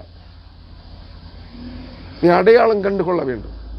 அவர்களிடத்தில், அப்படிப்பட்டவர்களிடத்தில் இருப்பதெல்லாம் ஃபோர்டெல்லிங் ஸ்பிரிட்ஸ், வரும் முன் குறி சொல்லுகிற ஆவிகள் என்பதை புரிந்து கொள்ளுங்கள். அருமையானவர்களே, இந்த மோவாபியர்களிடத்தில் குறி சொல்லுகிறவர்கள் அநேகர் இருந்தார்கள். அவர்களுடைய தெய்வமாகிய கேமோஸ் என்கிற விக்கிரக தேவனை கொண்டு ஜனங்களிடத்தில் குறி சொல்லிக் கொண்டிருந்தார்கள். அருவருப்பான காரியங்களை நடத்தித்துக் கொண்டிருந்தவர்கள் மோவாபியர்கள். தேவன் சொல்லுகிறார், எஸ்போனை குறித்து மோபுக்கு இருந்த பெத்தரிக்கம் இனி இராது. எஸ்போனிலே கேமோசனுடைய கோவில் ஒன்று இருந்தது. அது அழிக்கப்பட்டது, நிர்மூலமாக்கப்பட்டது பாபிலோன் ராஜாவின் நாட்களிலே. கேமோஸ் விக்கிரகம் இந்தியாவிலே வேறொரு பெயரிலே அந்த ஜனங்கள் அந்த தெய்வத்தை ஆராதித்துக் கொண்டிருக்கிறார்கள். கேமோஸ் விக்கிரகத்தில் காமோஸ், காம இச்சையின் ஆவி. நான் ஏற்கனவே சொன்னேன், மோவாபியரும் அம்மோனியரும் வேசித்தனத்தால் தோன்றினவர்கள். மகளுக்கும் தகப்பனுக்கும், மகள் தகப்பனை மயக்கி வேசித்தனம் செய்தது நிமித்தம் பிறந்த ஒரு சந்ததி. அவர்களுடைய தெய்வங்களும் காம இச்சையை தூண்டுகிற தெய்வங்கள். அருமையான கிறிஸ்தவர்களே, இன்றைய கிறிஸ்தவம் சீரழிந்து கொண்டிருக்கிறதென்றால் தங்கள் பாரம்பரிய தெய்வங்களோடு தேவதைகளை பின்தொடர்ந்தே கிறிஸ்தவத்திற்குள்ளே வந்திருக்கிற ஆவி வணக்கக்காரர்கள் என்பதை மனதில் வைத்துக் கொள்ளுங்கள். அவர் சொல்லுகிறார், இனி அது ஒரு ஜாதியாயிராதபடிக்கு அதை நிர்மூலமாக்குவேன், வாருங்கள் என்று அதற்கு விரோதமாய் பொல்லாப்பை நினைத்திருக்கிறார்கள். மத்மேனே, நீயும் சங்காரமாவாய், பட்டயம் உன்னையும் தொடரும்.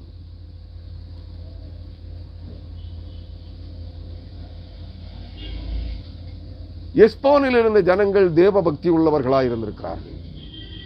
அந்த தேவ பக்தி உள்ள ஜனங்களை அழிப்பதற்கு மோவாபியரின் மற்ற பட்டணங்களில் வசித்த மோவாபியர்கள் அகங்காரம், ஆணவம் கொண்டு எழுந்திருக்கிறார்கள். அவர்களை சுற்றிலும் கர்த்தருடைய பட்டயம் வரும். கர்த்தருடைய பட்டயம் என்றால் பரிசுத்த ஆவியானவர் அல்ல அங்கே வருகிறார். கர்த்தர் அந்நிய ஜாதிகளின் பட்டயத்தை அவர்களுக்கு விரோதமாய் திருப்புகிறார். என்பதை புரிந்து கொள்ளுங்கள்.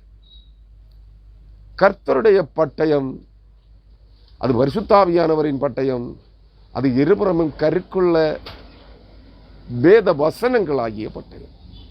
அந்த பட்டயம் முன்னும் பின்னும் கருக்காக்கப்பட்டது, வெட்டும்படியாய் கூர்மையாக்கப்பட்ட பட்டயம்.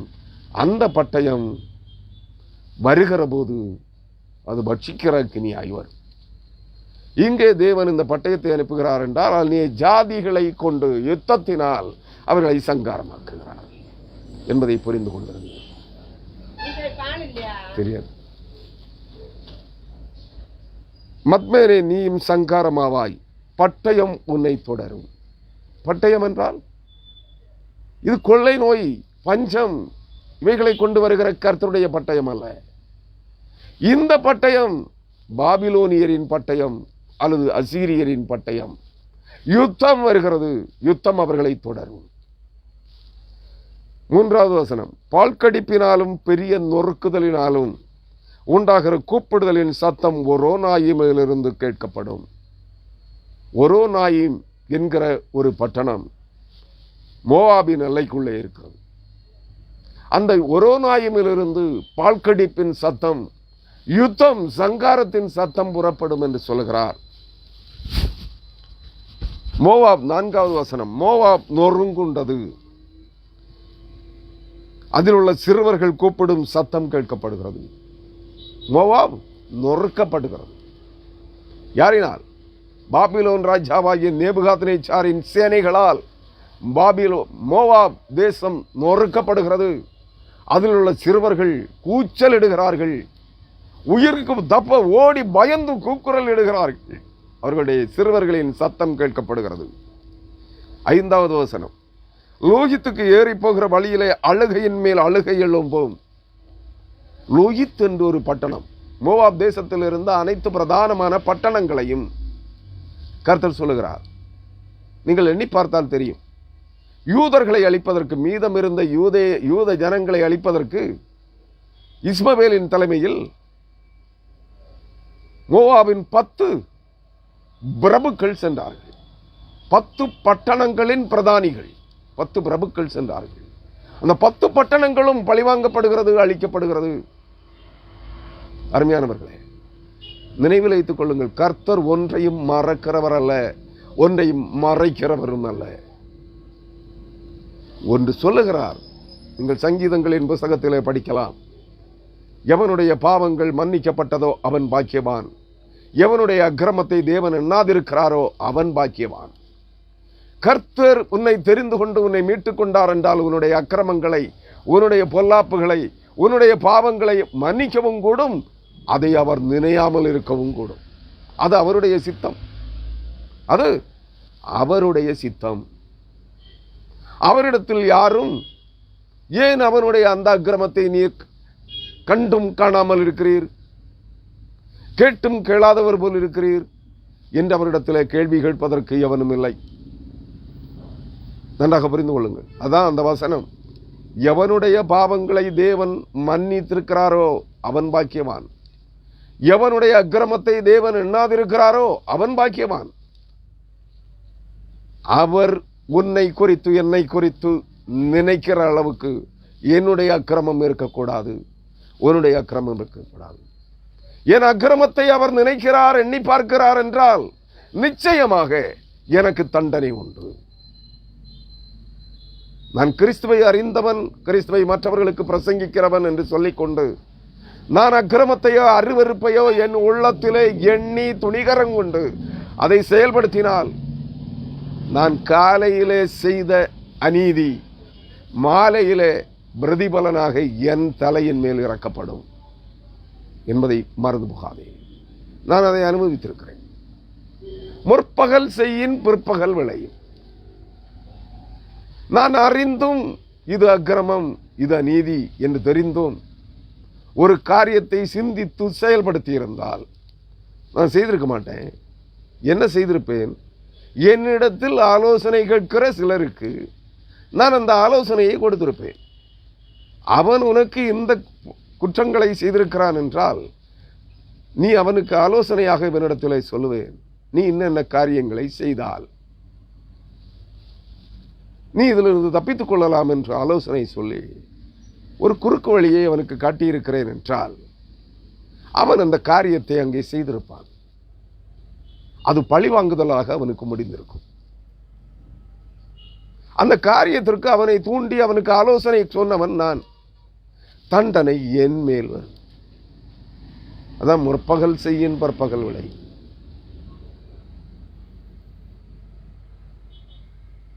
நான் யாரிடத்திலாகிலும் அநியாயமால் 4 காசு, ஒரு 10 ரூபாய் அல்லது 50 ரூபாய் 100 ரூபாய் ஏமாற்றி வாங்கியிருக்கிறேன் என்றால், அல்லது அறியாமல் அந்த காரியத்தை செய்திருக்கிறேன், அறிந்து செய்திருக்கிறேன் என்றாலும், அன்று மாலைக்குள்ளே 100 ரூபாய் அநியாயமாய் ஒருவனிடமிருந்து வாங்கியிருக்கிறேன். ஒரு பொருளின் விலையை அதிகமாக கூறி அவனை ஏமாற்றி அவனுக்கு 100 ரூபாய்க்கு அவனிடத்தில் அதிக விலை வாங்கியிருக்கிறேன் அந்த பொருளுக்கு என்றால், மாலையிலே அது 200 ரூபாயாக என்னை விட்டு போயிருக்கும். எப்படி போயிற்று என்று எனக்கு தெரியாது. யோசித்து பார்த்தால் அந்த 200 ரூபாய் 100 ரூபாய் அதிகமாய் வாங்கியிருக்கிறேன் ஒருவனிடத்தில். இன்னொருவனிடத்திலிருந்து இன்னொருவன் அதை என்னிடத்திலிருந்து தட்டி பறித்து சென்றிருக்கிறான் ஏதோ ஒரு நிலையில். எப்படி அவனுக்கு ஒரு பொருளை விற்று அவன் தந்த ரூபாய்க்கு அந்த வாங்கின பொருளுக்குரிய விலையை எடுத்துக்கொண்டு மீதியை கொடுக்கிற போது நான் எண்ணிக்கையிலே தவறிழைத்து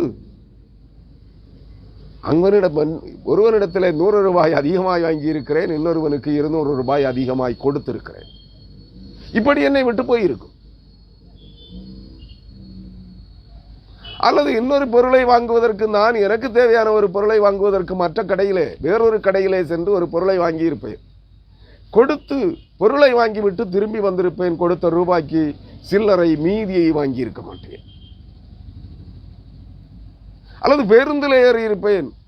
ஒரு 500 ரூபாய் நோட்டையோ ஒரு 200 ரூபாய் நோட்டையோ கொடுத்து ஒரு டிக்கெட் வாங்கியிருப்பேன்.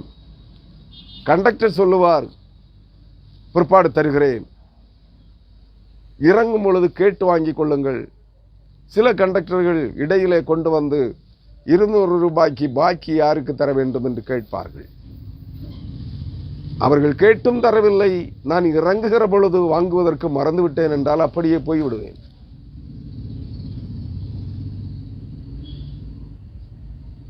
ஏன்? நான் ஒருவரிடத்தில் 100 ரூபாய் அதிகமாய் வாங்கியிருக்கிறேன். மாலைக்குள்ளே அது என்னிடத்திலிருந்து 200 ரூபாயாக வெளியேறி இருக்கிறது. என் கைகளிலிருந்தே போயிருக்கிறது. முற்பகல் செல்யின் பிற்பகல் விளையும். அருமையானவர்களே, மோவாபியர்கள் யூதர்களை அழித்தொழிக்க கங்கணம் கட்டினார்கள். 10 பிரபுக்களும் அரசனும். இங்கே பழிக்கு பழி வாங்கப்படுகிறது கர்த்தரால். மோவாபின் பட்டணங்கள் அழித்தொழிக்கப்படுகிறது ஜனசஞ்சாரம் என்று. சிறுகர்கள் வரை கூச்சலிட்டு சத்தமிட்டு கொண்டு ஓடிப்போகிற ஒரு சூழல் மோவாபியர்களுக்கு உருவாகியிருக்கிறது.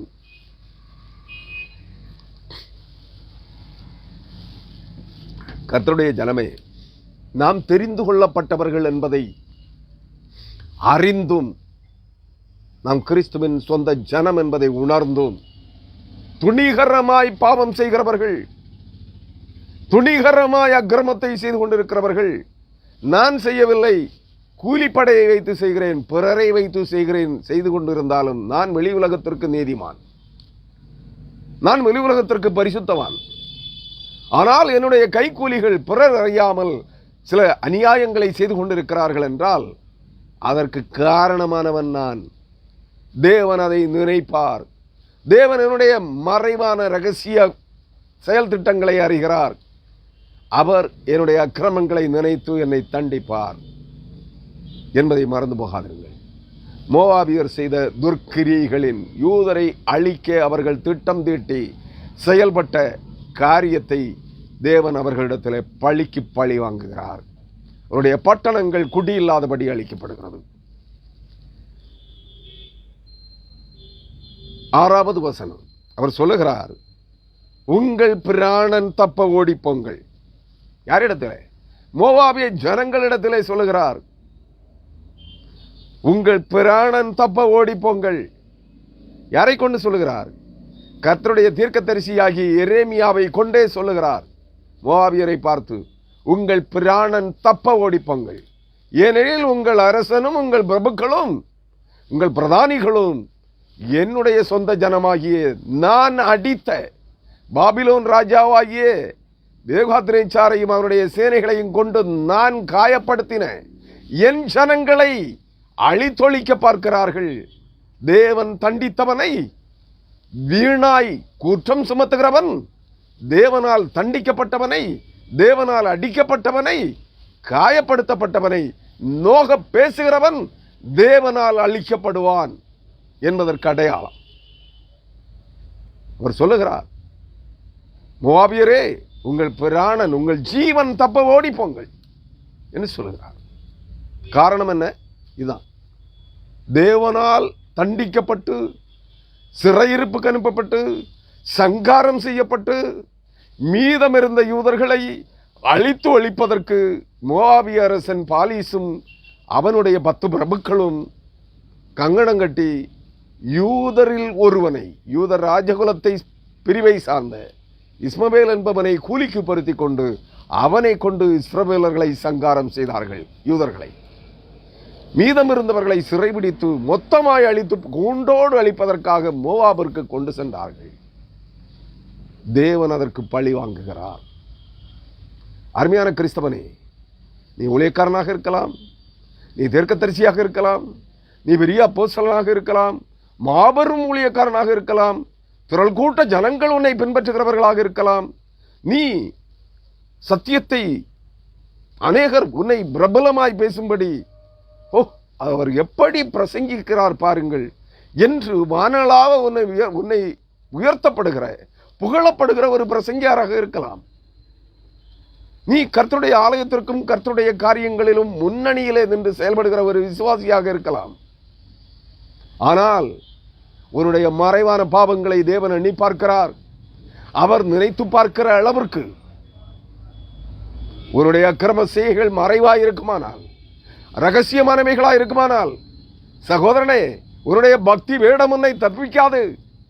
நீ செய்த பிரம்மாண்டமான பிரசங்கங்கள் உன்னை தப்புவிக்காது. அதான் தேவன் எவனுடைய அக்கிரமத்தை எண்ணாதிருக்கிறாரோ, நினைத்து பார்க்காமல் இருக்கிறாரோ, அவன் பாக்கியவான் என்பதை மனதில் வைத்துக் கொள்ளுங்கள். செய்கிறதெல்லாம் அட்டூழியம். வெளியிலே காண்பிப்பது பக்தி வேடம், பரிசுத்த வேடம். நான் பரிசுத்தவான், நான் தீர்க்கதரிசி, நான் அப்போஸ்தலன், நான் போதகர், நான் ஊழியக்காரன், நான் விசுவாசி, நான் அபிஷேகம் பெற்றவன். மந்திரவாதிகளோட கூடி கலந்திருக்கிற கூட்டம், மந்திரவாதிகளின் கைகளை திடப்படுத்திக் கொண்டிருக்கிற ஒரு கூட்டம், தீர்க்கதரிசிகள், அப்போஸ்தலர்கள், ஊழியக்காரர்கள், குறி சொல்லிகள். அருமையானவர்களே, உங்கள் பிராணன் தப்ப ஓடிப்போங்கள். வனாந்தரத்தில் உள்ள கரளையாய் போன செடியை போல் இருப்பீர்கள். வனாந்தர, இந்த வார்த்தையின் அர்த்தம் புரிகிறதா உங்களுக்கு? வனாந்தரத்திலே செழிப்பால வயல் நிலங்கள் அல்ல, தண்ணீர் கிடையாத வனாந்தர வெட்டவெளி பூமிகள், பொட்டல் காடுகள். அந்த பொட்டக்காடுகளிலே என்ன வளர்ந்திருக்கும்? முட்செடிகளும் புதர்களும் முளைத்து கிடக்கும். பார்த்திருப்பீர்கள் தானே அருமையான கிறிஸ்தவர்களே? பொட்டல் காடுகள், தண்ணீரற்ற காடுகள், வனாந்தர பூமிகளாய் கண்ணு கட்டிய தூரம் வரை பொட்டல் காடுகளாய் இருக்கும். வெயில் சுட்டரித்துக் கொண்டிருக்கும். அந்த பகுதிகளில் வேறு எந்த பயிர் நிலங்கள் இராது. அந்த பகுதிகளில் எந்த பயிர்களும் வாழாது, வளராது, கனி கொடுக்காது.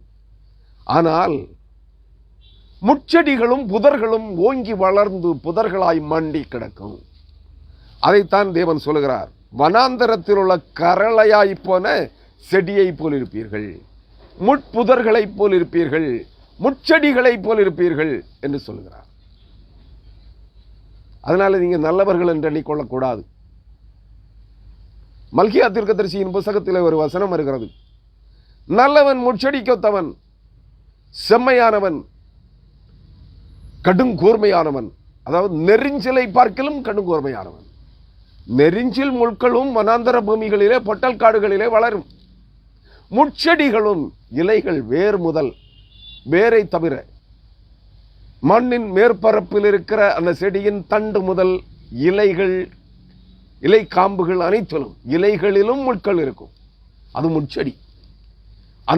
அந்த செடியை நீ கையிலே பிடிக்க வேண்டும் என்றால் அதை பிடுங்கி மண்ணோடு எடுத்து அதன் வேர்களில் தான் நீ பிடிக்க வேண்டும்.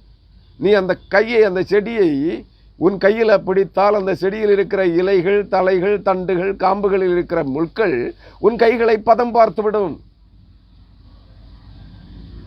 அப்படிப்பட்ட முட்செடிகள் தேவன் சொல்லுகிறார் மல்கியாவின் மூலமாய், நல்லவன் முட்செடிக்கு உத்தமன். எந்த இடத்திலையும் அவனை நீங்க பிடிக்க முடியாது. அவனை நீங்கள் பிடித்துக் கொள்ளலாம், உங்கள் கைவசப்படுத்தலாம் என்றால் நல்லவன் முட்செடியை போன்றவன். நீ எங்க பிடிச்சாலும் உன்னை குத்தும். அது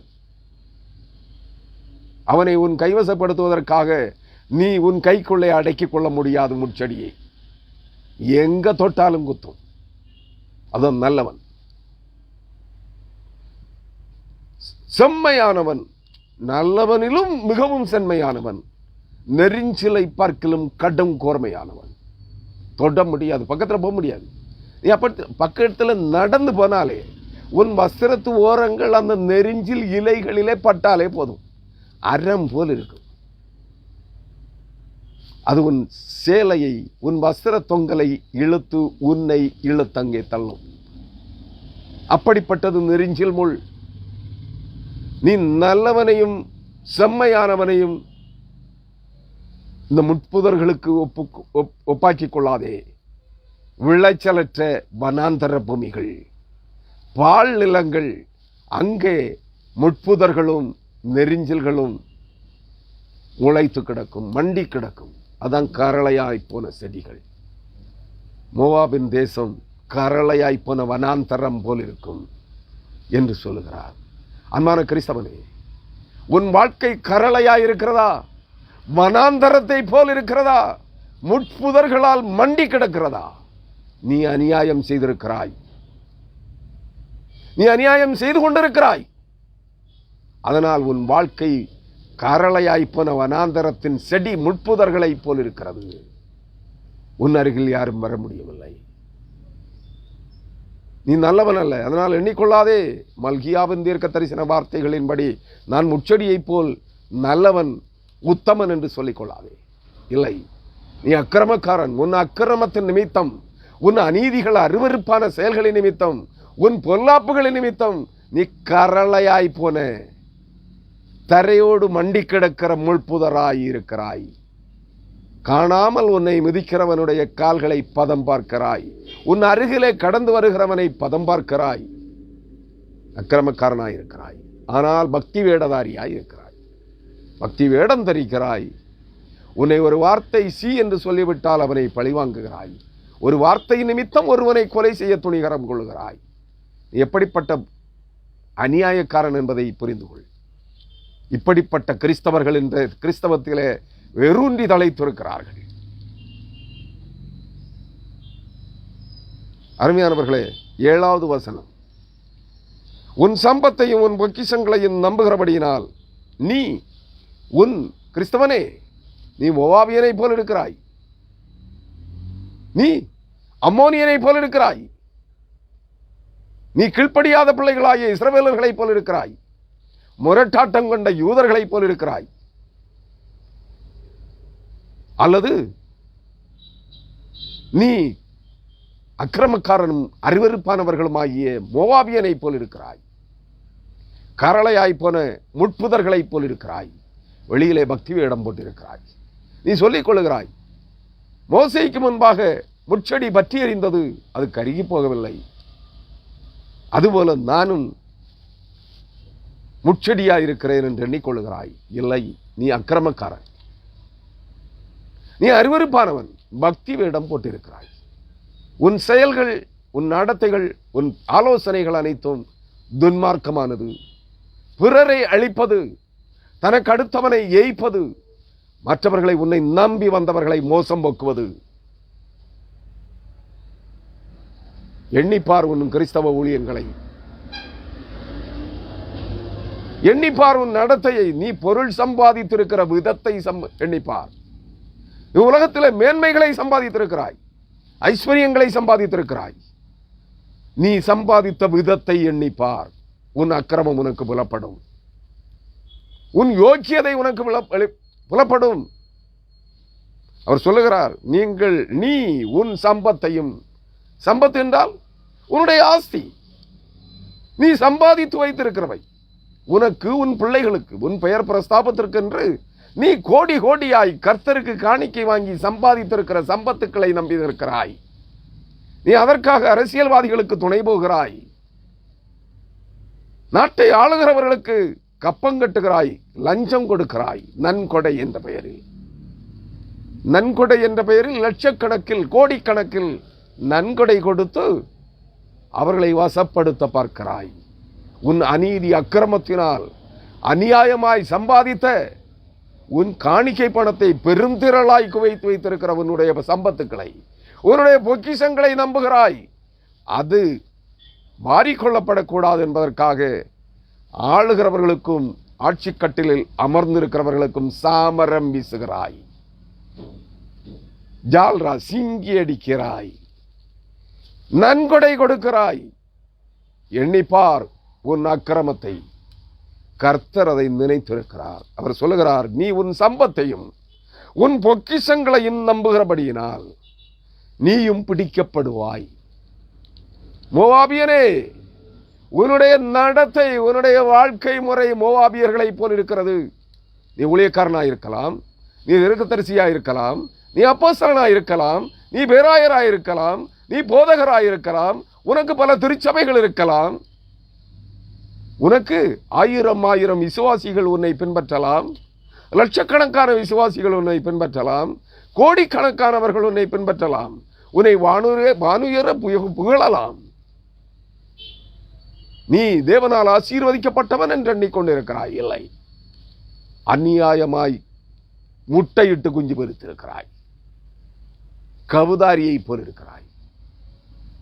கர்த்தர் உன் அக்கிரமங்களை நினைத்திருக்கிறார். என்ன சொல்லுகிறார்? நீ மோவாபியர்களை போல் இருக்கிறாய், வேசித்தனத்தினால் வளர்ந்தோங்கியவர்களாய் இருக்கிறாய். உன் விபச்சாரங்களை அவர் நினைவு கூர்ந்திருக்கிறார், உன் வேசித்தனங்களை அவர் நினைவு கூர்ந்திருக்கிறார். நீ உன் சம்பத்தையும் உன் பொக்கிஷத்தையும் நம்புகிறபடியினாலே நீயும் பிடிக்கப்படுவாய். அப்பொழுது கேமோஸ் சிறையாக்கப்பட்டு போகும். உங்கள் ஆவி, உங்களிடத்திலிருந்து குறி சொல்லுகிற ஆவிகள், கேமோஸின் விக்கிரகங்கள், கேமோஸின் தேவர்களின் ஆவிகள் உங்களை விட்டு சிறையாக்கப்பட்டு போகும். அன்று நீ பிடிக்கப்படுவாய், அன்று நீ கர்த்தரால் பிடிக்கப்படுவாய் என்று சொல்லுகிறார். கேமோஸின் விக்கிரகங்கள் பொய்யானவைகளை தரிசிக்கிறது. கேமோஸின் ஆவிகள், அந்நிய ஆவிகள், அந்நிய தேவர்களின் ஆவிகள் பொய்யானவைகளை உங்களுக்கு தரிசிக்கிறது. மறந்து போகாதிருங்கள். அதன் ஆசாரியரும் பிரபுக்களும் ஏகமாய் சிறைப்பட்டு போவார்கள். கேமோஸின் விக்கிரகங்களை, கேமோஸின் மோவாபியரின் தெய்வங்களை, மேசித்தன ஆவிகளை, பொய்யின் ஆவிகளை பின்பற்றி தேவ ஜனங்களிடத்திலே குறி சொல்லுகிறவனே, தீர்க்க தரிசனம் சொல்லுகிறவனே, பொய்களை சத்தியங்களாய் மாற்றுகிறவனே, சத்தியத்தை பொய்யாய் மாற்றி பொய்களை சத்தியங்களாய் மாற்றுகிறவனே, தேவனுடைய தீர்க்க தரிசனங்களை பொய்யாய் மாற்றி உன்னுடைய கற்பனையின் தீர்க்க தரிசனங்களை சத்தியம் என்று சாதிக்கிறவனே, ஆசாரியனாயிருந்தாலும், நீ இஸ்ரவேலிலே கிறிஸ்தவர்களின் மத்தியிலே ஊழியக்காரனாய், போதகனாய், பிரசங்கியாயிருந்தாலும், ஜனங்களுக்காக திறப்பிலே நின்று ஜபிக்கிறவனாயிருந்தாலும், நீ ஆசாரியரும் பிரபுக்களும், நீ கிறிஸ்தவ ஜனங்களுக்கு தலைவனாய், மூப்பனாய், அதிகாரியாயிருந்தாலும் ஏகமாய் சிறைப்பட்டு போவீர்கள் என்று சொல்கிறார். ஏனெனில் உங்கள் அடிப்படை வேசித்தனமும் விபச்சாரமும் திருட்டும் பொய்யும் கொலையும் கொள்ளை என்பதை நினைவில் வைத்துக் கொள்ளுங்கள். சம்பாத்தியமே உங்களுடைய நோக்கம், கர்த்தருக்கு ஊழியம் அல்ல. 8ஆம் வசனம், பாழாக்குகிறவன் எல்லா பட்டணங்களின் மேலும் வருவான். பாழாக்குகிறவன் மோவாபிய கூட்டத்தை அருவருப்பும் அசுத்தமும் பேசித்தனமும் நிறைந்த விபச்சார இச்சைகளும் நிறைந்த இஸ்ரவேலை வழிதப்பி திரிய பண்ணின மோவாபின் சேனைகள், கிறிஸ்தவர்களின் கூட்டம், கிறிஸ்தவ ஊழியர்களின் கூட்டம், அந்நிய ஆவிகளையும் அந்நிய தேவர்களையும் கொண்டு தேவ ஜனங்களை வஞ்சித்து மோசம் போக்கி அவர்களை விபச்சாரத்திலும் வேசித்தனத்திலும் களவிலும் பொய்யிலும் புரட்டிலும் வஞ்சகங்களிலும் கட்டி வைத்திருக்கிறவர்களே, இஸ்ரவேலை வழிதப்பி பண்ணின மோவாபின் அரசன் பாலாக்கின் குமாரன் பிலேயாமை கொண்டு தேவ ஜனங்களை வழிதப்பும்படியாய் அவர்களுக்கு முன்பாக பாகாலுக்கு பேய்களுக்கு பலியிட்டவைகளை புசிக்கவும் மோவாபிய விபச்சார பெண்களை அனுப்பி இஸ்ரவேலர்களை வழிதப்பவும் செய்ய பண்ணின பிலேயாமின் தந்திரங்களை பின்பற்றுகிற கள்ள தீர்க்கதரிசிகளே, கள்ள அப்போஸ்தலர்களே, கள்ள போதகர்களே, கள்ள விசுவாசிகளே, அதன் ஆசாரியரும் பிரபுக்களும் ஏகமாய் சிறைப்பட்டு போவார்கள். பாழாக்குகிறவன் உங்கள் எல்லா பட்டணங்களின் மேலும் உங்கள் எல்லா ஆசரிப்பு கூடாரங்களின் மேலும் கர்த்தருடைய நாமத்தினால் நீங்கள் கட்டி வைத்திருக்கிற அனைத்து பண்டகசாலைகளின் மேலும் அனைத்து கூடாரங்களின் மேலும் அனைத்து கோபுரங்களின் மேலும் அனைத்து அந்நிய ஆவிகளின் ஜப வீடுகளின் மேலும் இறங்கும் வரும் பட்டயம் கர்த்தருடைய பட்டயம் என்று சொல்லுகிறார். அருமையானவர்களே, பாழாக்குகிறவன் எல்லா பட்டணங்களின் மேலும் வருகிறான். ஒரு பட்டணமும் தப்பி போவதில்லை. ஒரு பட்டணமும் தப்பி போவதில்லை.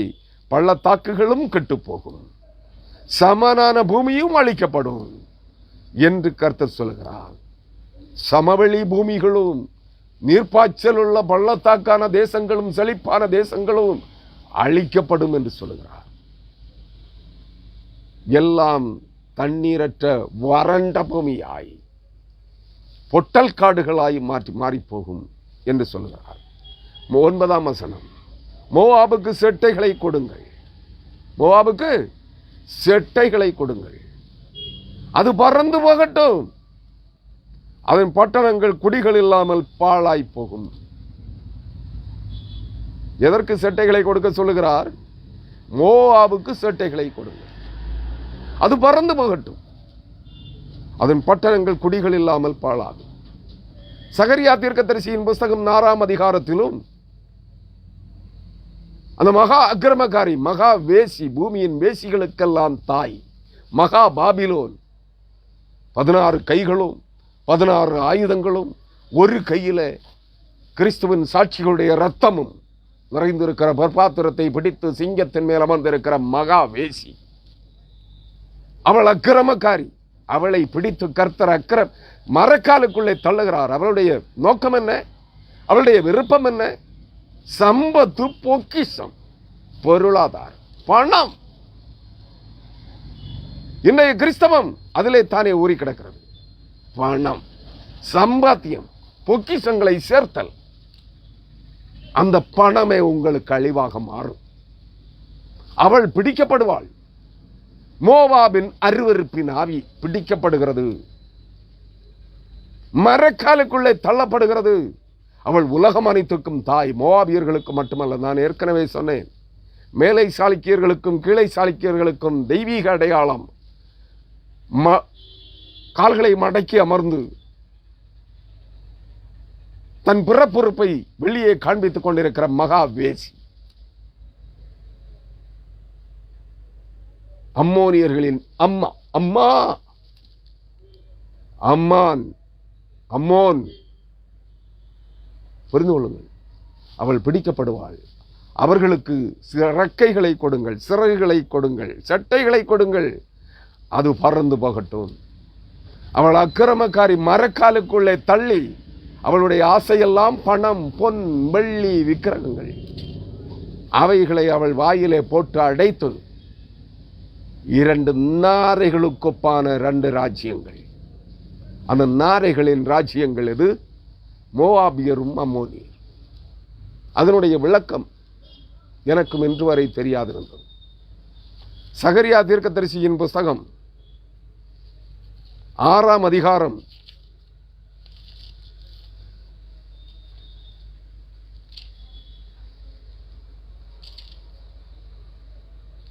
5ஆம் அதிகாரம், சகரியா 5ஆம் அதிகாரம் 9ஆம் வசனம்.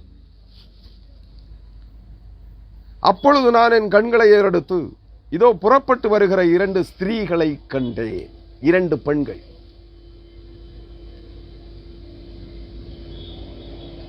புரியுதுங்களா? அப்பொழுது நான் என் கண்களை ஏறெடுத்து இதோ புறப்பட்டு வருகிற 2 ஸ்திரீகளை கண்டேன், 2 பெண்களை கண்டேன். அவர்களுக்கு நாரையின் செட்டைகளுக்கு ஒத்த செட்டைகள் இருந்தது. அவர்கள் செட்டைகளில் காற்று இருந்தது. இவர்கள் மரக்காலை பூமிக்கும் வானத்துக்கும் நடுவாய் தூக்கி கொண்டு போனார்கள். இவர்கள் மரக்காலை வானத்துக்கும் பூமிக்கும் நடுவாய் ஆகாய விரிவிலே தூக்கி கொண்டு பறந்தார்கள். மரக்காலுக்குள்ளே இருப்பவள் யார்? 8ஆம் வசனம், சகரியா 5ஆம் அதிகாரம் 8ஆம் வசனம். அப்பொழுது அவர், இவள் அக்கிரமக்காரி என்று சொல்லி அவளை மரக்காலுக்குள்ளே தள்ளி ஈயக்கட்டியை அவள் அதன் வாயிலே போட்டார். எதன் வாயிலே? மரக்காலின் வாயிலே போட்டு அக்கிரமக்காரியை உள்ளே தள்ளி அடைத்தார். அவளை தூக்கி கொண்டு செல்ல இந்தியாவின் தென்கோடியில் இருந்து பூமியெங்கும் தேவி தெய்வம் என்று ஆராதிக்கப்படுகிற அந்த மகா வேசியை, பூமியின் வேசிகளுக்கெல்லாம் தாயை மகா பாபிலோனுக்கு கொண்டு செல்வதற்கு அனுப்பப்படுகிற 2 பெண்கள், 2 ராஜ்யங்கள். 2 பெண்கள் யார்? 2 ராஜ்யங்கள், 2 ஜாதிகள். யார் அவர்கள்?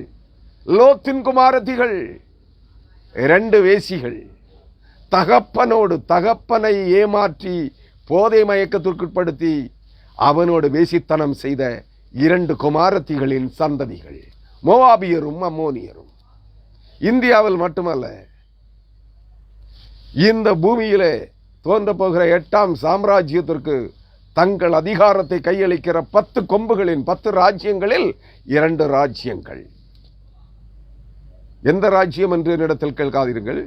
10 ராஜ்யங்கள் இன்னும் தோன்றவில்லை. அது தோன்றுகிற காலம் வருகிறது.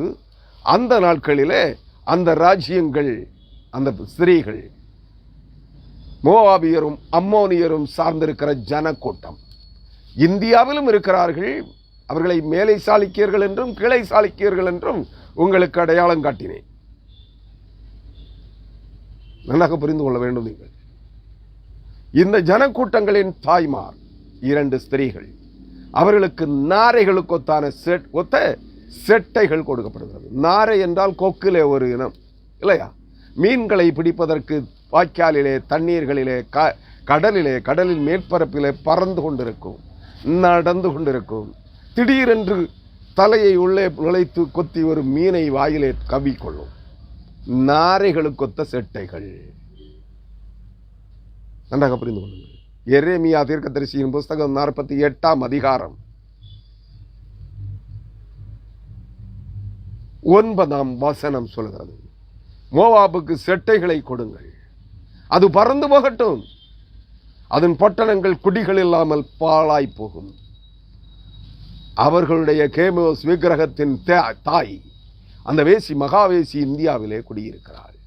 அவள் பாபிலோனுக்கு, சினேயார் தேசத்திற்கு கொண்டு போகப்படும் போது அவளுக்கு அங்கே கோவில் கட்டி அவளை அங்கே குடியிருத்துவதற்காக பாபிலோனுக்கு அவளை கொண்டு போகும்போது அது மகா பாபிலோன் என்று அழைக்கப்படும். ஏனெனில் இந்த மகாவேசி அங்கே குடியமர்த்தப்படுவாள். அவளை இங்கிருந்து கொண்டு செல்லுகிறவர்கள் 2 ராஜ்யங்களின் தலைவர்கள். அவர்கள் 2 ஸ்திரீகள். அவளுக்கு கொடுக்கப்பட்டிருக்கிற நாரைகளின் சட்டைகள். அது இங்கிருந்து அவளை தூக்கி ஆகாயத்துக்கும் வானத்துக்கும் பூமிக்கும் நடுவாய் ஆகாய விரிவிலே ஆகாய மார்க்கமாய் பறந்து பாபிலோனுக்கு கொண்டு செல்வார்கள். நன்றாக புரிந்து கொள்ளுங்கள் அருமையானவர்களே. அக்கிரமத்தின் ஆவிகளை பின்பற்றி அவைகளை சேவித்துக் கொண்டிருக்கிற கிறிஸ்தவர்களே, உங்களுக்கு குறி சொல்லுகிற ஆவிகள் எவை என்பதை உணர்ந்து அறிந்திருங்கள். அந்த ஜனங்கள் எப்படிப்பட்டவர்கள், எந்த பிரிவை சார்ந்தவர்கள் என்பதை அடையாளம் காணுங்கள். உலகளாவிய போதகர்கள், உலகளாவிய தீர்க்கதரிசிகள், உலகளாவிய அப்போஸ்தலர்கள், உலகளாவிய பிரசங்கியார்கள், அவர்கள் சார்ந்திருக்கிற ஜன கூட்டம் அல்ல உங்களுக்கு அடையாளம். அவர்கள் எந்த ஜாதியிலும் தங்களை அடையாளம் காட்டிக் கொள்ளலாம்.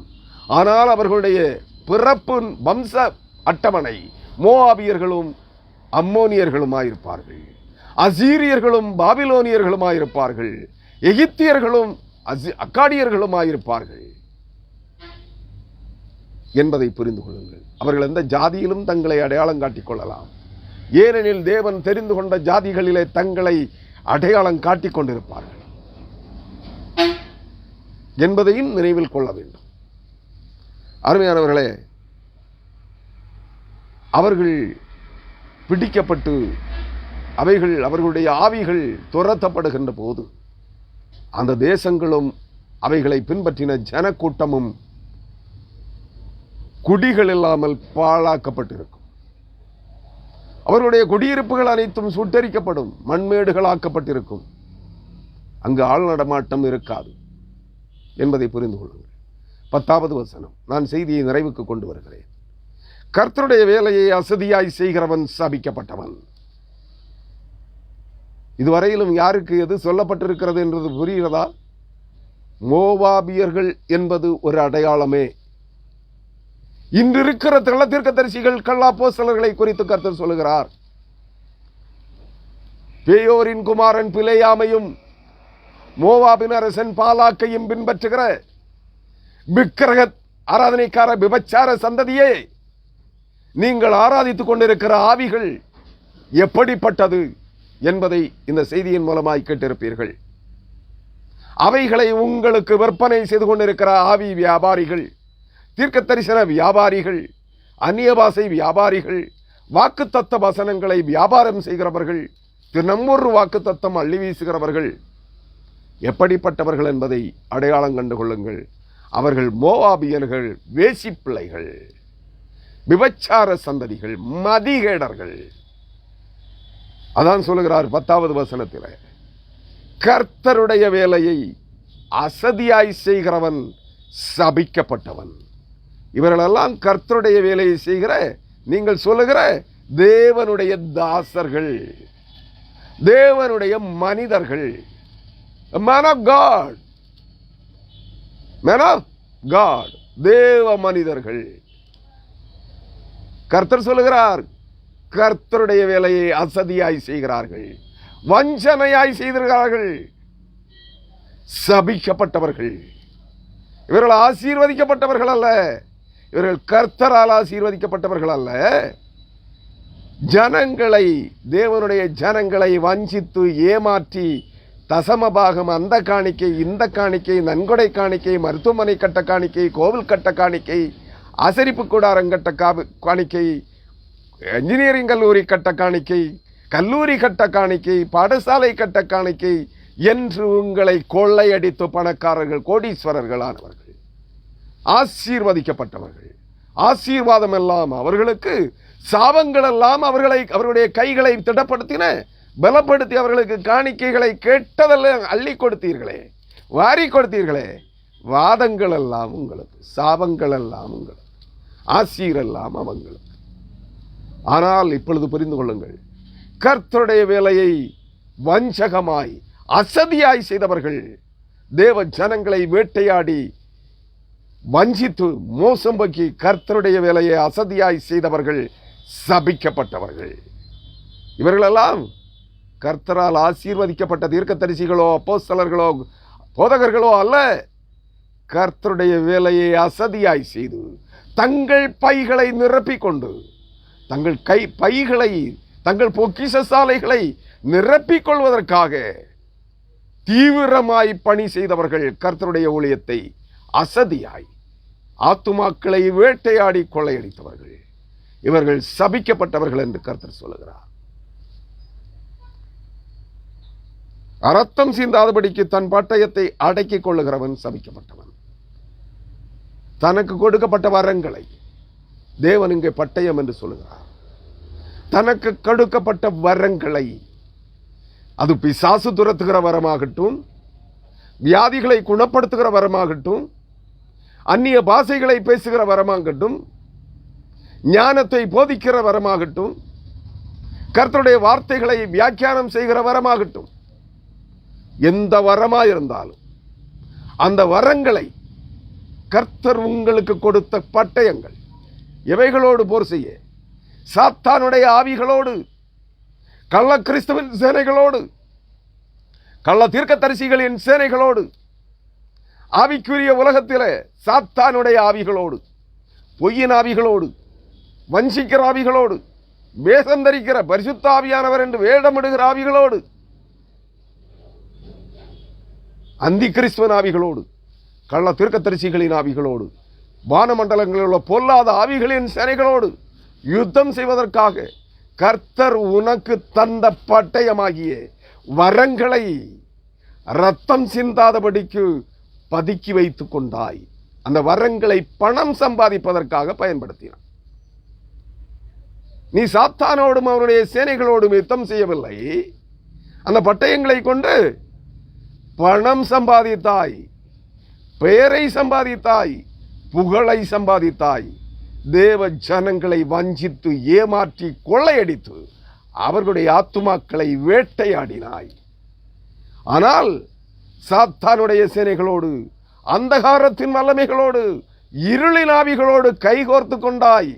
அவைகளோடு யுத்தம் செய்வதற்காக தேவன் தமது பட்டயங்களை வரங்களாய் உனக்கு தந்தால், நீ அவைகளை கொண்டு சாத்தானையும் அவனுடைய சேனைகளையும், சாத்தானுடைய கோட்டைகளை தகர்க்காதபடி, அந்நிய ஆவிகளை சங்காரம் செய்யாதபடிக்கு, அழிக்காதபடிக்கு, ரத்தம் சிந்தாதபடிக்கு, பணம் சம்பாதிப்பதற்கு வரங்களை பயன்படுத்தி கொண்டாய் என்று சொல்லுகிறார். ரத்தம் சிந்தாதபடிக்கு சாத்தானுடைய சேனைகளை, அந்நிய ஆவிகளை சங்காரம் செய்து அழித்து ஒழிக்க உனக்கு தந்த வரங்களை பணம் சம்பாதிப்பதற்கு நீ பயன்படுத்தி அந்நிய ஆவிகளை அழித்து ஒழிக்காதபடியினாலே, சத்ருவின் சேனைகளை சங்காரம் செய்யாதபடியினாலே, அந்த பட்டயத்தை அடக்கி கொண்டவன், மறைத்து வைத்துக் கொண்டவன், நீ சபிக்கப்பட்டவன் என்று சொல்லுகிறார். புரிந்து கொள்ளுங்கள். நீங்கள் உலக ஜனங்களே, கிறிஸ்தவர்களே, நீங்கள் ஆசீர்வதிக்கப்பட்ட தீர்க்கதரிசிகள், அப்போஸ்தலர்கள், போதகர்கள், ஊழியக்காரர்கள் என்று எண்ணுகிறீர்களே, இவர்கள் எல்லாம் சாபத்தை விலை கொடுத்து வாங்கி இருக்கிறார்கள். இவர்கள் சம்பாதித்த பொக்கிஷங்களோ, இவர்கள் கட்டி எழுப்புகிற பிரம்மாண்டமான கட்டிடங்களோ, கல்லூரிகளோ, கோட்டைகளோ, கோட்டை மதில்களோ, தேவாலயங்களோ நிலை நிற்காது, எல்லாம் சூறையாடப்படும். ஏனெனில் அவைகள் அனைத்தும் சபிக்கப்பட்டவைகள், சாபத்தீடானவைகள். சாபத்தீடானவைகளை பதுக்கி வைத்துக் கொண்டிருக்கிறார்கள். அதற்கு தங்கள் பெற்ற வரங்களை பயன்படுத்தினார்கள் பணம் சம்பாதிப்பதற்கு. இவ்வுலகத்தின் ஆசீர்வாதங்களை, அழிவுக்கு ஏதுவான ஆசீர்வாதங்களை சம்பாதிப்பதற்கு வரங்களை பயன்படுத்தினவர்கள் அனைவரும் சபிக்கப்பட்டவர்களே. அந்த அவர்களுடைய சம்பாத்தியங்களோடு, அவர்கள் சேர்த்து வைத்திருக்கிற பொக்கிஷங்களோடு, அவர்கள் சேர்த்து வைத்திருக்கிற புகழ் பெருமைகளோடு, பெயர் பிரஸ்தாபங்களோடு வாரி கொள்ளப்படுவார்கள், அழிக்கப்படுவார்கள். அவர்களை பின்பற்றுகிறவர்களே, அவர்களுக்கு காணிக்கை கொடுக்கிறவர்களே, அவர்களை தேவனுடைய தாசர்கள், தேவனுடைய மனிதர்கள், தேவனுடைய தீர்க்கதரிசிகள், தேவனுடைய அப்போஸ்தலர்கள் என்று அழைத்துக் கொள்ளுகிறவர்களே, நீங்களும் அவர்களோடு சேர்ந்து அழிக்கப்பட உங்களை ஒப்புக் கொடுத்திருக்கிறீர்கள். புத்தி தெளிந்து மனம் திரும்பினால் ரட்சிக்கப்படுவீர்கள்.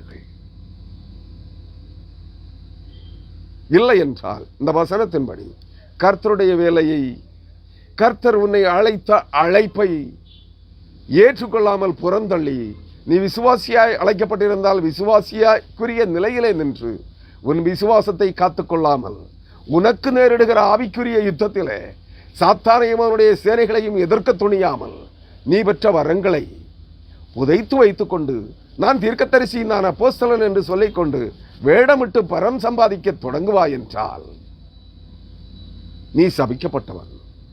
நீ அழைக்கப்பட்டிருக்கிற அழைப்பிலே, நீ ஊழியக்காரனாக அழைக்கப்பட்டிருந்தால் நீ ஊழியத்தை மட்டும் செய், கர்த்தர் பலனை எதிர்பார்க்காதே. நீ ஊழியக்காரனாய், கர்த்தருக்கு ஊழியக்காரனாய் நீ அழைக்கப்பட்டிருந்தால் உனக்கு அழைக்கப்பட்ட அழைப்புக்கேற்ற ஊழியத்தை மட்டும் செய். பணம் சம்பாதிக்காதே, பிரதிபலனை எதிர்பார்க்காதே. உலகத்தில் இருந்து நீ உலகத்தில் பிரதிபலனை, காணிக்கை பணத்தை சம்பாதிப்பதற்காக உன்னை தீர்க்கதரிசியாக்கி கொண்டாய். நீ அழைப்பிலே உறுதியாய் நிற்கவில்லை. உன்னை நீயே தீர்க்கதரிசியாய் பிரகடனம் செய்து கொண்டாய்.